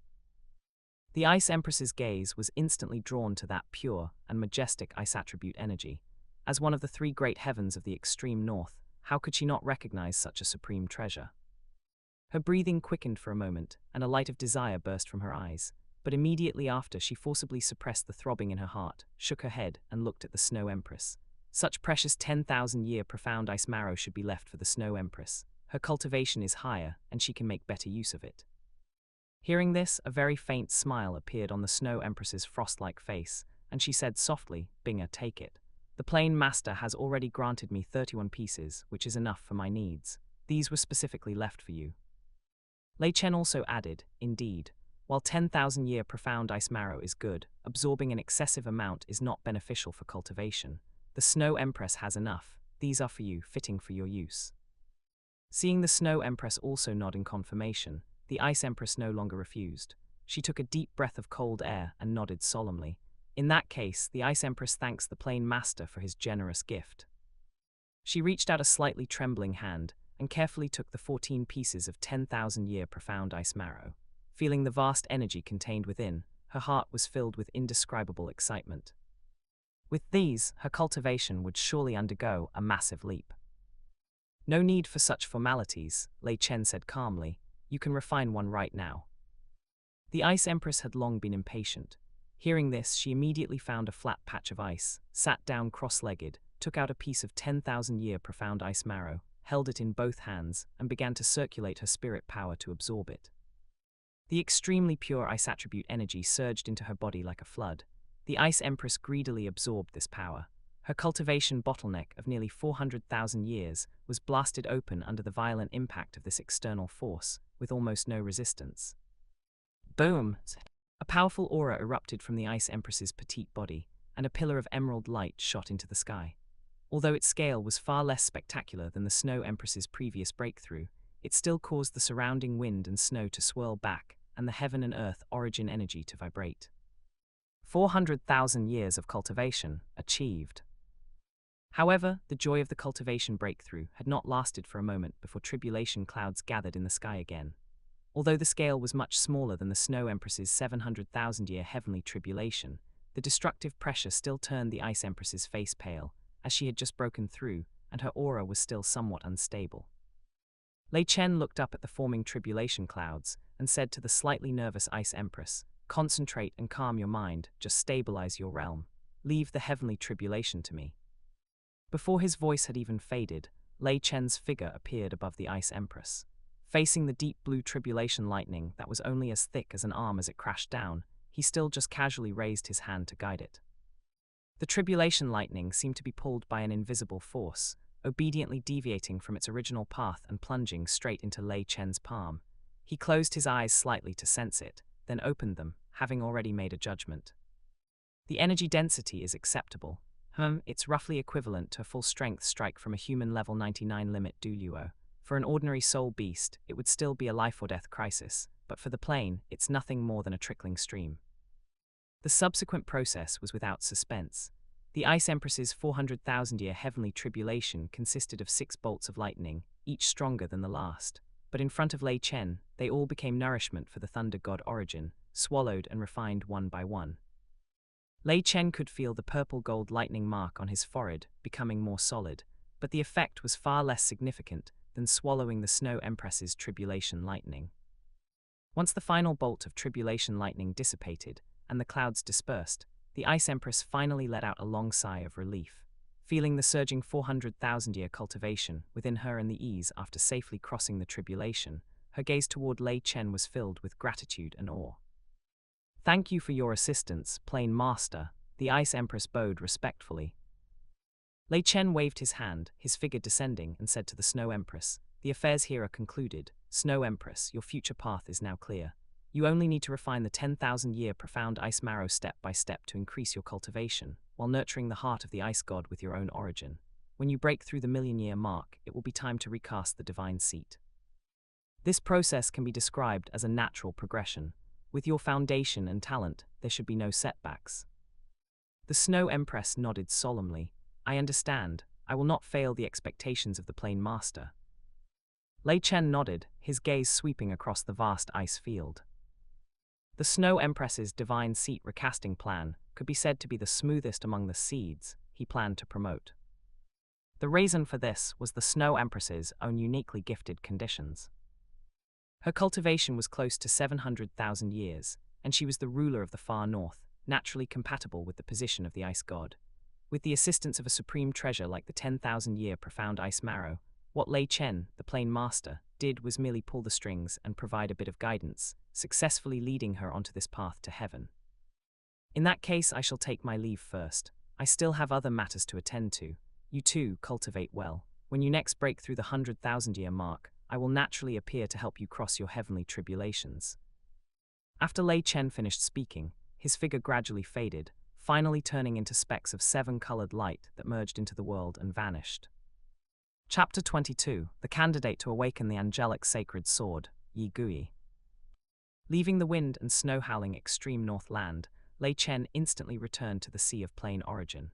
In the origin space filled with shimmering seven-colored light, he slowly opened his eyes, where thousands of laws seemed to be born and extinguished.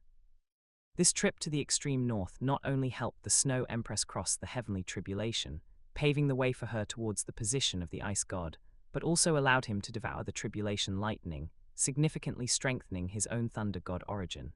It could be said to be a bountiful harvest. On the spirit beast side, the Silver Dragon King is in seclusion. Dai Tian and the other great beasts have understood the new rules, and the Snow Empress is also on the right track. This can be put aside for now. Lei Chen pondered, his gaze turning towards the vast Douluo, to the territory belonging to human spirit masters.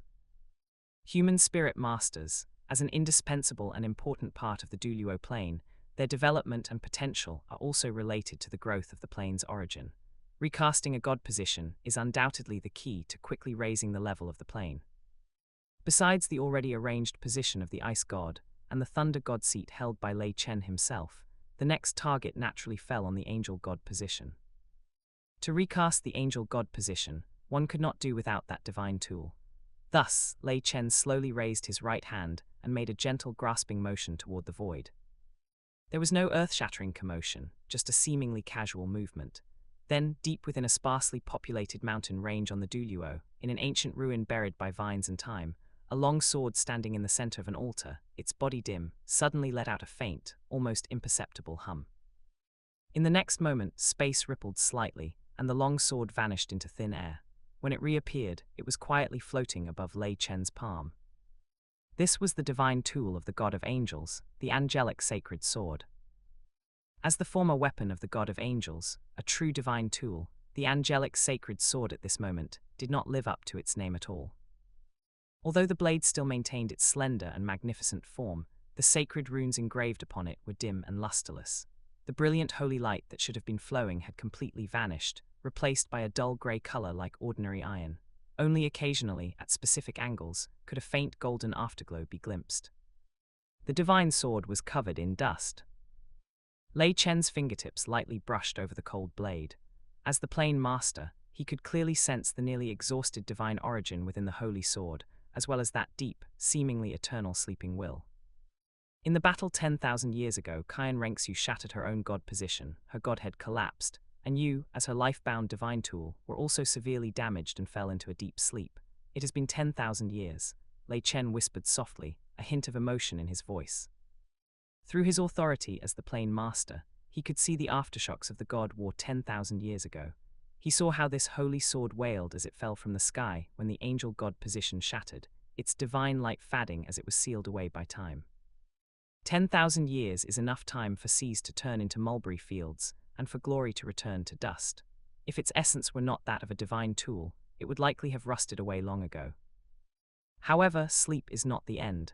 Lei Chen's gaze became profound. The dust-covered divine sword will eventually be awakened. As for the candidate to awaken this divine sword, he had already selected one. Lei Chen's gaze crossed thousands of mountains and rivers, landing on the edge of a city in the Sun-Moon Empire where prosperity and chaos intertwined, focusing on a young girl. She was a girl of about 14 years old. Her figure had already begun to grow, appearing tall and vigorous. She wore a neat set of white martial attire, and her long golden hair fell to her waist like a waterfall woven from sunlight, the tips swaying gently with her movements. Her skin was as white as snow, and her features were as exquisite as if carved by a divine craftsman. Her deep blue eyes were as clear as a lake, yet within that clarity lay a steadfastness and sharpness that did not match her age. Despite her youth, a sense of awe-inspiring, inviolable sacredness was faintly visible between her brows, as if she were born incompatible with the filth and evil of the world. This girl was the blood descendant left by Qian Renxu on the Douluo, a spirit master possessing the pure sacred angel martial soul, Yi Gui. Under Lei Chen's gaze, Yi Gui was currently silently trailing two men in black robes with cold auras. Her movements were extremely light and agile. Using the shadows of street corners and passing pedestrians as cover, she kept her eyes locked on her targets like a lynx that had spotted its prey. The two men in black robes did not seem to realize they were being followed. They walked all the way out of the city gates and toward a desolate, uninhabited forest in the outskirts. Seeing the surroundings grow increasingly quiet and deserted, the two suddenly stopped and turned around abruptly. One of them let out a raspy, ear-piercing sneer and spoke sinisterly. "Friend in the back, you followed us for so long, won't you show yourself? Could it be that you've taken a liking to us two brothers?" Seeing that her tracks had been exposed, Yiguyi no longer hid. She stepped out slowly from behind a thick tree trunk. Sunlight filtered through the gaps in the leaves and spilled onto her, as if plating her with a faint halo. She stood firm, her deep blue eyes coldly scanning the two black-robed men before her, without a trace of fear in her gaze. "Oh, it's just a little girl." The other man licked his lips, his gaze greedily scanning Yiguyi. "Why are you following us?" Yiguyi did not answer their question. Instead, she questioned in a cold voice. 30 miles east of the city, in that small village, not a single soul was left alive overnight. The spines of all the villagers were cruelly removed, and their bodies were covered in bite marks. "I saw it with my own eyes. That nauseating residue of evil spirit power is from the same source as the aura on you. Speak, was it you?" The two black-robed men, or rather, evil soul masters, exchanged a look. Instead of being panicked at being exposed, they revealed cruel and smug smiles, admitting it without a care. "So what if it was? For the bones of those commoners to become resources for our cultivation is their honor. What little girl, do you want to represent justice and destroy us?" Hearing the other party admit to such a horrific crime so nonchalantly, the last trace of emotion in Yiguyi's eyes vanished, leaving only pure, cold killing intent. She stared at the two of them as if looking at two corpses. Her red lips parted slightly as she faintly uttered a few words. "You deserve to die." In an instant, an incredibly intense golden light suddenly erupted from within her body. The dazzling holy brilliance dispelled the gloom in the forest. A pair of pure white wings spread out from behind her, golden halos flowing along the edges of the feathers. Her aura instantly became noble and holy, and 4 spirit rings, 2 yellow and 2 purple, rose from beneath her feet, rhythmically moving around her. Sacred Angel Martial Soul, Possession. Chapter 23, The Battle to Eradicate Evil, Lei Chen descends. The moment her spirit possessed her, the pressure of a rank 41 soul ancestor, mixed with a divine aura that naturally countered evil, swept toward the 2 evil soul masters like a tidal wave. The 2 evil soul masters, who had initially worn playful expressions, saw their faces instantly turn solemn, even carrying a hint of terror. That suffocating divine aura, like the scorching sun, made them feel suppression and threat from the depths of their spirit's origin. Could this be the sacred angel martial soul? That's right, it's the sacred angel martial soul that the elders have repeatedly ordered must be killed at all costs once discovered. One of the evil soul masters cried out, his voice filled with fear. The sacred angel martial soul is the bane of all evil in the world. Its holy attribute has a natural suppressive effect on the darkness, death, and malice of evil soul masters, often exerting power far beyond its own spirit power level. What's even more terrifying is that spirit masters with this spirit can transform filthy energy into the purest purification power by killing and purifying evil creatures. This not only allows them to quickly recover their spirit power during battle, but even use it to enhance their cultivation. Thus, for evil soul masters, spirit masters with the sacred angel martial soul are the most lethal hunters, while they themselves become the opponent's best cultivation resources. Because of this, there is an ironclad rule within the Holy Spirit cult. Once a possessor of the sacred angel martial soul is discovered, they must immediately exhaust all efforts to strangle them in the cradle. So after the initial shock, a deep look of greed reappeared in the eyes of the 2 evil soul masters. Fear and greed intertwined, leading them to make a frantic decision. If we can kill her and bring her body back to the elder will surely grant us a great reward, another evil soul master said, licking his dry lips, a fierce glint in his eyes. Attacked together, she's just one person. No matter how much she counters us, the spirit power level gap isn't that large. We have a chance. The next moment, both of them underwent spirit possession simultaneously. The first evil soul master's spirit was surprisingly a skeleton. His stature suddenly shot up, his bones crackled throughout his body, his skin turned grayish-white, and green soul fires flickered in his eyes. 4 purple spirit rings, exceeding the optimal ratio, rose beneath his feet. The other evil soul master's spirit was a zombie. As his body expanded, his fingernails became dark and long, and he let out a low growl. A foul stench of corpse kai spread out, and his spirit rings were the normal 2 yellow and 2 purple. 4th soul skill bone cage. 3rd soul skill corpse poison eruption. The skeleton evil soul master struck first, his 4th spirit ring shining as countless pale bone spikes shot up from the ground, forming a massive cage, intending to restrict Yi Gui's movements. Simultaneously, the zombie evil soul master spat out a cloud of dark green, foul-smelling poison mist, which swept toward Yi Gui inside the cage. Facing their pincer attack, Yi Gui's deep blue eyes were as cold as ice. The wings on her back flapped lightly, her figure moving as nimbly as a fish. The moment her first spirit ring lit up, her cool, clear voice rang out. 1st soul skill, holy light illumination. A brilliant golden light suddenly erupted with her as the center, like a miniature sun rising in the forest. The light, containing pure divine aura, shone upon the bone cage. The sturdy bone spikes actually melted and collapsed as quickly as snow meeting a blazing sun. And the incoming corpse poison made a sizzling sound under the holy light, instantly purified until not even a trace of odor remained. What? The 2 evil soul masters were shocked. They hadn't expected their powerful soul skills to be so vulnerable before the opponent's holy attribute. 2nd soul skill, Holy Spirit Slash. Yi Gui took the opportunity to counterattack, condensing a light sword entirely made of spirit power in her hand. Her figure turned into a golden stream of light, stabbing straight at the skeleton evil soul master. Wherever the light sword passed, the air seemed purified, carrying an indomitable and sharp momentum. The skeleton evil soul master hurriedly condensed a bone shield to block, but the Holy Spirit Slash's counter-effect on evil was extremely strong. The light sword easily tore through the bone shield, leaving a charred wound on his chest. Divine energy invaded his body, making him let out a pained howl. 3rd soul skill sacred praise. Yi Gui pressed her advantage, her 3rd spirit ring lighting up as a soft yet powerful golden halo spread out from her. As the halo passed, her own spirit power fluctuations noticeably strengthened, and both her speed and strength received a significant boost. The 2 evil soul masters, caught by the edge of the halo, felt as if they were burned by a branding iron, their entire spirit power becoming restless and unstable. With one side waxing and the other waning, Yi Gui completely gained the upper hand. Utilizing the flight advantage of the sacred angel martial soul and its absolute counter against evil, she forced the 2 evil soul masters into a pathetic state. Their wounds increased, and their spirit power was rapidly consumed under the constant erosion of the divine aura. 4th soul skill, Holy Light Spirit Array. Seeing the timing was ripe, Yi Gui gave a low cry, and her 4th spirit ring shone brilliantly. A complex and profound golden magic circle instantly appeared beneath the feet of the 2 evil soul masters. Countless divine chains shot out from the array, tightly binding and imprisoning them.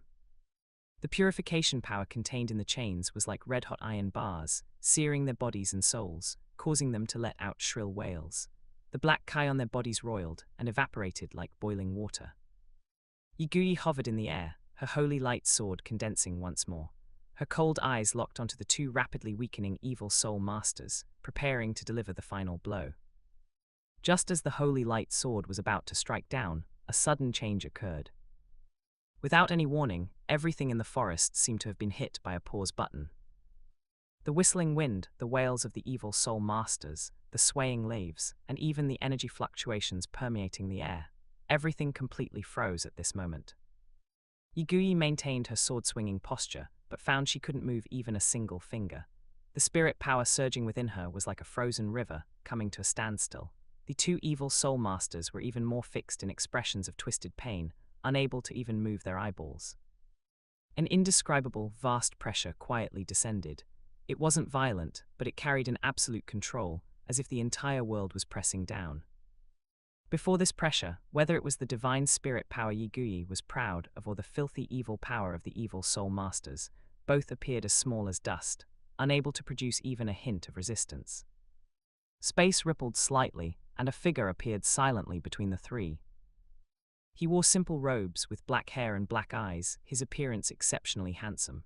A faint 7-colored halo flowed around him, and a purple-gold lightning pattern flickered at the center of his brow. He was the Plane Master, Lei Chen. Lei Chen's gaze calmly swept across the frozen battlefield, finally landing on Yi Gui's deep blue eyes, which were filled with shock and disbelief. He spoke indifferently, his voice echoing directly in the depths of her soul. "A good fight, but it ends here. I can't let you kill them just like that." Chapter 24, Purifying Evil, the Divine Sword Awakens. After Lei Chen's words fell, Yi Gui's azure eyes were instantly filled with shock and disbelief, which then turned into deep vigilance and anger. She stared fixedly at the man who had suddenly appeared with an unfathomable aura, her thoughts racing. "You won't let me kill them." Yi Gui's voice sounded somewhat strained because her spirit power was suppressed, but the coldness within was like the freezing winds of the far north. "Are you their accomplice, or are you a higher-ranking existence in the Holy Spirit cult, an elder of theirs?" In her view, she was about to execute these two wicked evil soul masters, yet he had stepped in to stop her. The only explanation was that he was on the same side as the evil soul masters. Moreover, the terrifying strength he displayed by instantly freezing space was far beyond what an ordinary titled Douluo could achieve. He was very likely a hidden old monster from the Holy Spirit cult. Hearing Yi Gui's hostile questioning, Lei Chen was momentarily stunned before he couldn't help but shake his head and laugh. "Little girl, you might have misunderstood." Lei Chen's voice remained calm, yet it carried a reassuring clarity. "What I meant was, I can't let you kill them bare-handed like this." He deliberately emphasized the word bare-handed, while casually waving his right hand forward. Following his movement, the space rippled slightly once more. A longsword, slender and elegantly ancient in design yet dull and lusterless, appeared out of thin air. With a clang, it plunged straight into the ground in front of Yi Gui, its blade vibrating slightly and emitting a low hum. "Rather, you should use this sword." Lei Chen's gaze fell upon Yi Gui, carrying a hint of guidance. Yi Gui's original fury and hostility were momentarily stunned by this sudden turn of events. She looked at Lei Chen in confusion, then at the ancient longsword that had suddenly appeared on the ground, completely unable to fathom what this mysterious powerhouse was up to. However, the moment her gaze touched the longsword, an indescribable and peculiar sense of familiarity, originating from the depths of her bloodline, surged into her heart like a tide. Although the sword was dull, it felt like a long-lost relative, calling out to her from the unknown. At that moment, Yi Gui felt the invisible shackles around her suddenly vanish, and she regained control over her body and spirit power. Almost instinctively, driven by that intense sense of familiarity, Yi Gui stepped forward involuntarily and reached out with a slightly trembling hand to grasp the hilt of the longsword. The moment her fingertips touched the cold hilt, buzz! The angelic sacred sword emitted a sword hum that was far clearer and longer than before. The ancient runes on the blade, which had been dull and lusterless, seemed to be infused with life, flickering extremely faintly. A silent will that had slept for 10,000 years appeared to be quietly stirred at this moment. After 10,000 years, this divine artifact, representing holiness and justice, had finally fallen into the hands of a bloodline descendant of the god of angels once again. Yi Gui felt a warm current flow from the hilt into her body, blending seamlessly with her own holy soul power. A feeling of blood connection and perfect control arose spontaneously. She instinctively pulled with force, and the angelic sacred sword was drawn from the ground as if it weighed nothing. Clang! Although the blade remained dull, when the surging holy power within Yi Gui was infused into it, a layer of pale gold, faint yet pure light finally flowed along the edge of the blade. Seeing this, Lei Chen nodded with satisfaction. This was the result he wanted. He raised his hand and pointed at the two evil soul masters, who were still frozen by spatial power with expressions of terror fixed on their faces, and said to Yi Gui, "Now, use this sword to complete your unfinished act of slaying evil." Yi Gui's heart was surging with emotion. Although she still had countless questions, her hostility toward Lei Chen had vanished, replaced by an inexplicable trust. She nodded vigorously, her azure eyes reigniting with piercing killing intent and holy radiance. Gripping the angelic sacred sword with both hands, she gave a sharp cry and transformed into a golden stream of light, charging straight at the two evil soul masters. No. The skeleton evil soul master's eyes were filled with desperate fear. He could feel the aura emanating from that sword, which was even purer and more restrictive to them than Yi Gui's own holy soul power. However, his wailing could not change the outcome.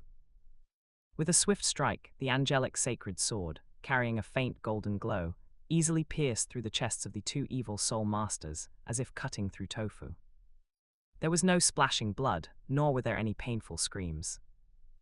The moment the angelic sacred sword touched their bodies, the holy purification power contained within the blade erupted. The bodies of the two evil soul masters were like snow cast into a blazing sun. Starting from the stab wounds, they rapidly turned into fly ash. All the filth, darkness, and venomous energy within them had no resistance against this holy power. They were completely purified and refined, turning into two strands of incomparably pure golden light that were absorbed by the angelic sacred sword like rivers flowing into the sea. The entire process took only an instant. The two wicked evil soul masters had completely vanished from the world, as if they had never existed. After absorbing these two strands of pure purification power, the angelic sacred sword in Yi Gui's hand became noticeably brighter compared to its previous lifeless dullness. Although it was still far from being radiantly divine, it was at least no longer looking like ordinary iron. Yi Gui stood dazed on the spot, feeling the faint pulse from the holy sword in her hand that resonated with her own heartbeat, as well as the ancient will within the blade that seemed to have awakened slightly. For a moment, her mind was flooded with thoughts. Everything that had happened today, from tracking the evil soul masters to being stopped by a mysterious powerhouse, and then this divine sword filled with familiarity, acknowledging her as its master and purifying evil, had a massive impact on her. She had far too many questions. Who was this senior? Why did he possess such terrifying strength? Why did he have this sword that made her feel a blood connection? And why did he specifically want her to use this sword to slay the evil soul masters? Countless thoughts churned in Yi Gui's mind. She took a deep breath, suppressed the turmoil in her heart, and turned to look at Lei Chen, who stood with his hands behind his back and a calm expression. She bowed respectfully and, with a voice carrying an imperceptible tremor, asked, "Senior, who exactly are you, and this sword is?" "You will learn of my identity in the future." Lei Chen looked at her, a deep light flashing in his eyes, and said with a smile, "As for this sword, it is called the angelic sacred sword, an object of your ancestors." Chapter 25, Reforging the Glory of the Angel. Hearing these words, Yi Gui lowered her head blankly, looking at the ancient longsword in her hand that flowed with a faint golden light, her azure eyes filled with unbelievable shock. The angelic sacred sword. This name exploded in her mind like a clap of thunder. She vaguely remembered hearing the eldest elder of her family mention it in fragments during the dead of night, filled with immense reminiscence and regret. He said that their lineage once produced a radiant god of angels, and in the hands of the god of angels was a divine artifact that accompanied her in battles across the world, symbolizing holiness and judgment, the angelic sacred sword. However, those were all legends from 10,000 years ago. The glory had long since faded, and the divine sword had also vanished without a trace. Every time the elder spoke of this, he would sigh heavily, believing that the family's glory had been annihilated in the long river of history, along with the divine sword. Yi Gui had never imagined that this divine artifact, which only existed in the ethereal legends passed down by word of mouth in her family, would actually appear in her hands so tangibly in such a way. However, after the initial shock, a hint of doubt quietly surfaced in Yi Gui's heart. She tightened her grip on the hilt, carefully feeling the warmth coming from the blade that faintly resonated with her bloodline, but she couldn't help but furrow her delicate brows slightly.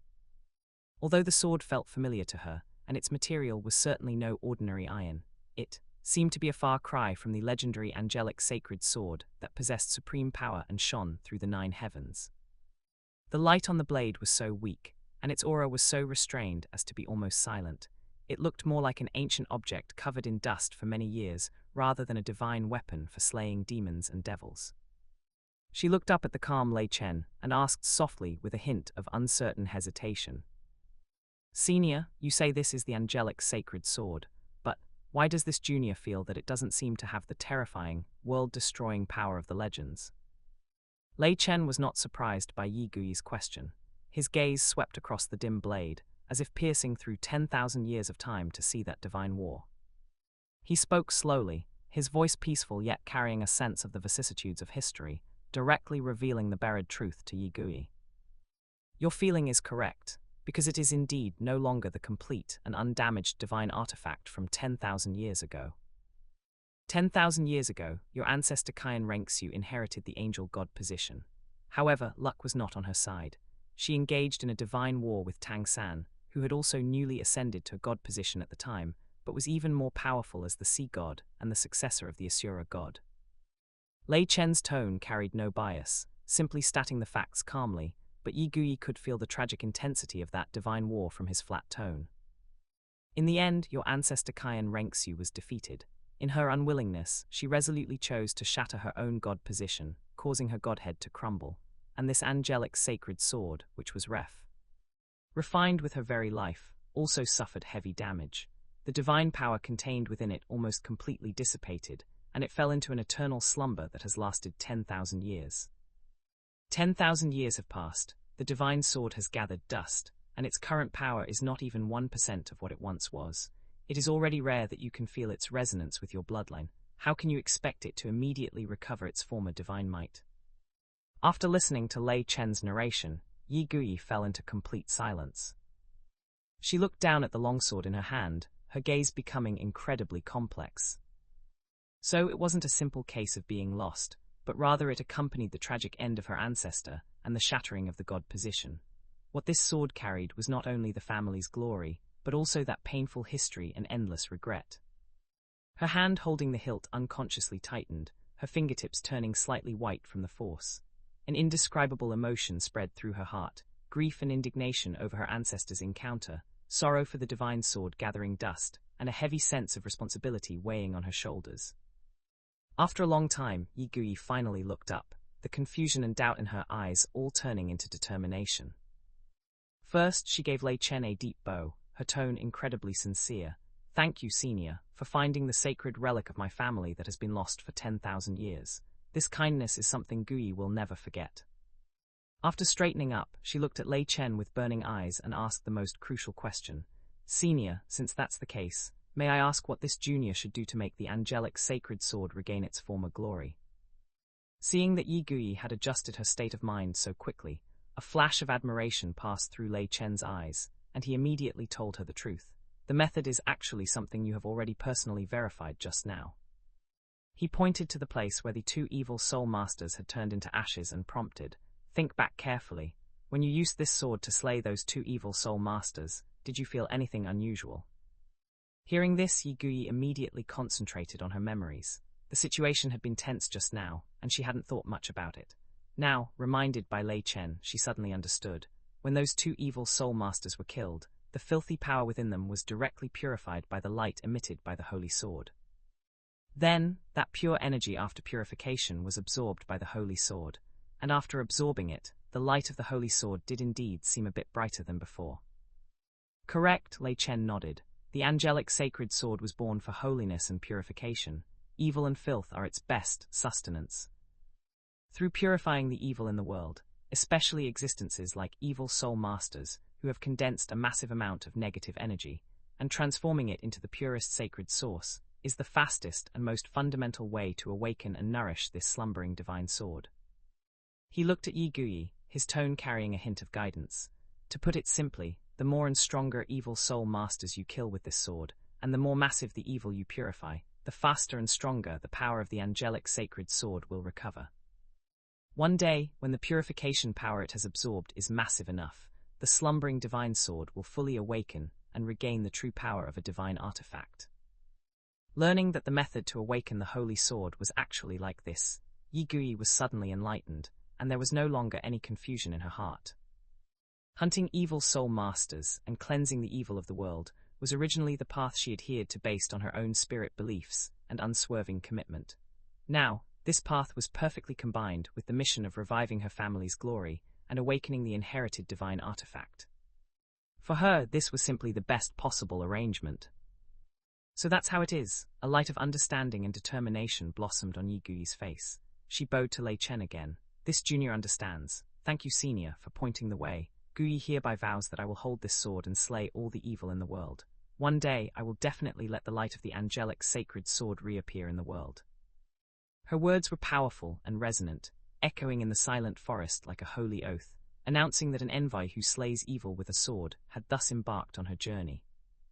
Lei Chen looked at the determined young girl before him and nodded slightly. Since you have this awareness, that is for the best.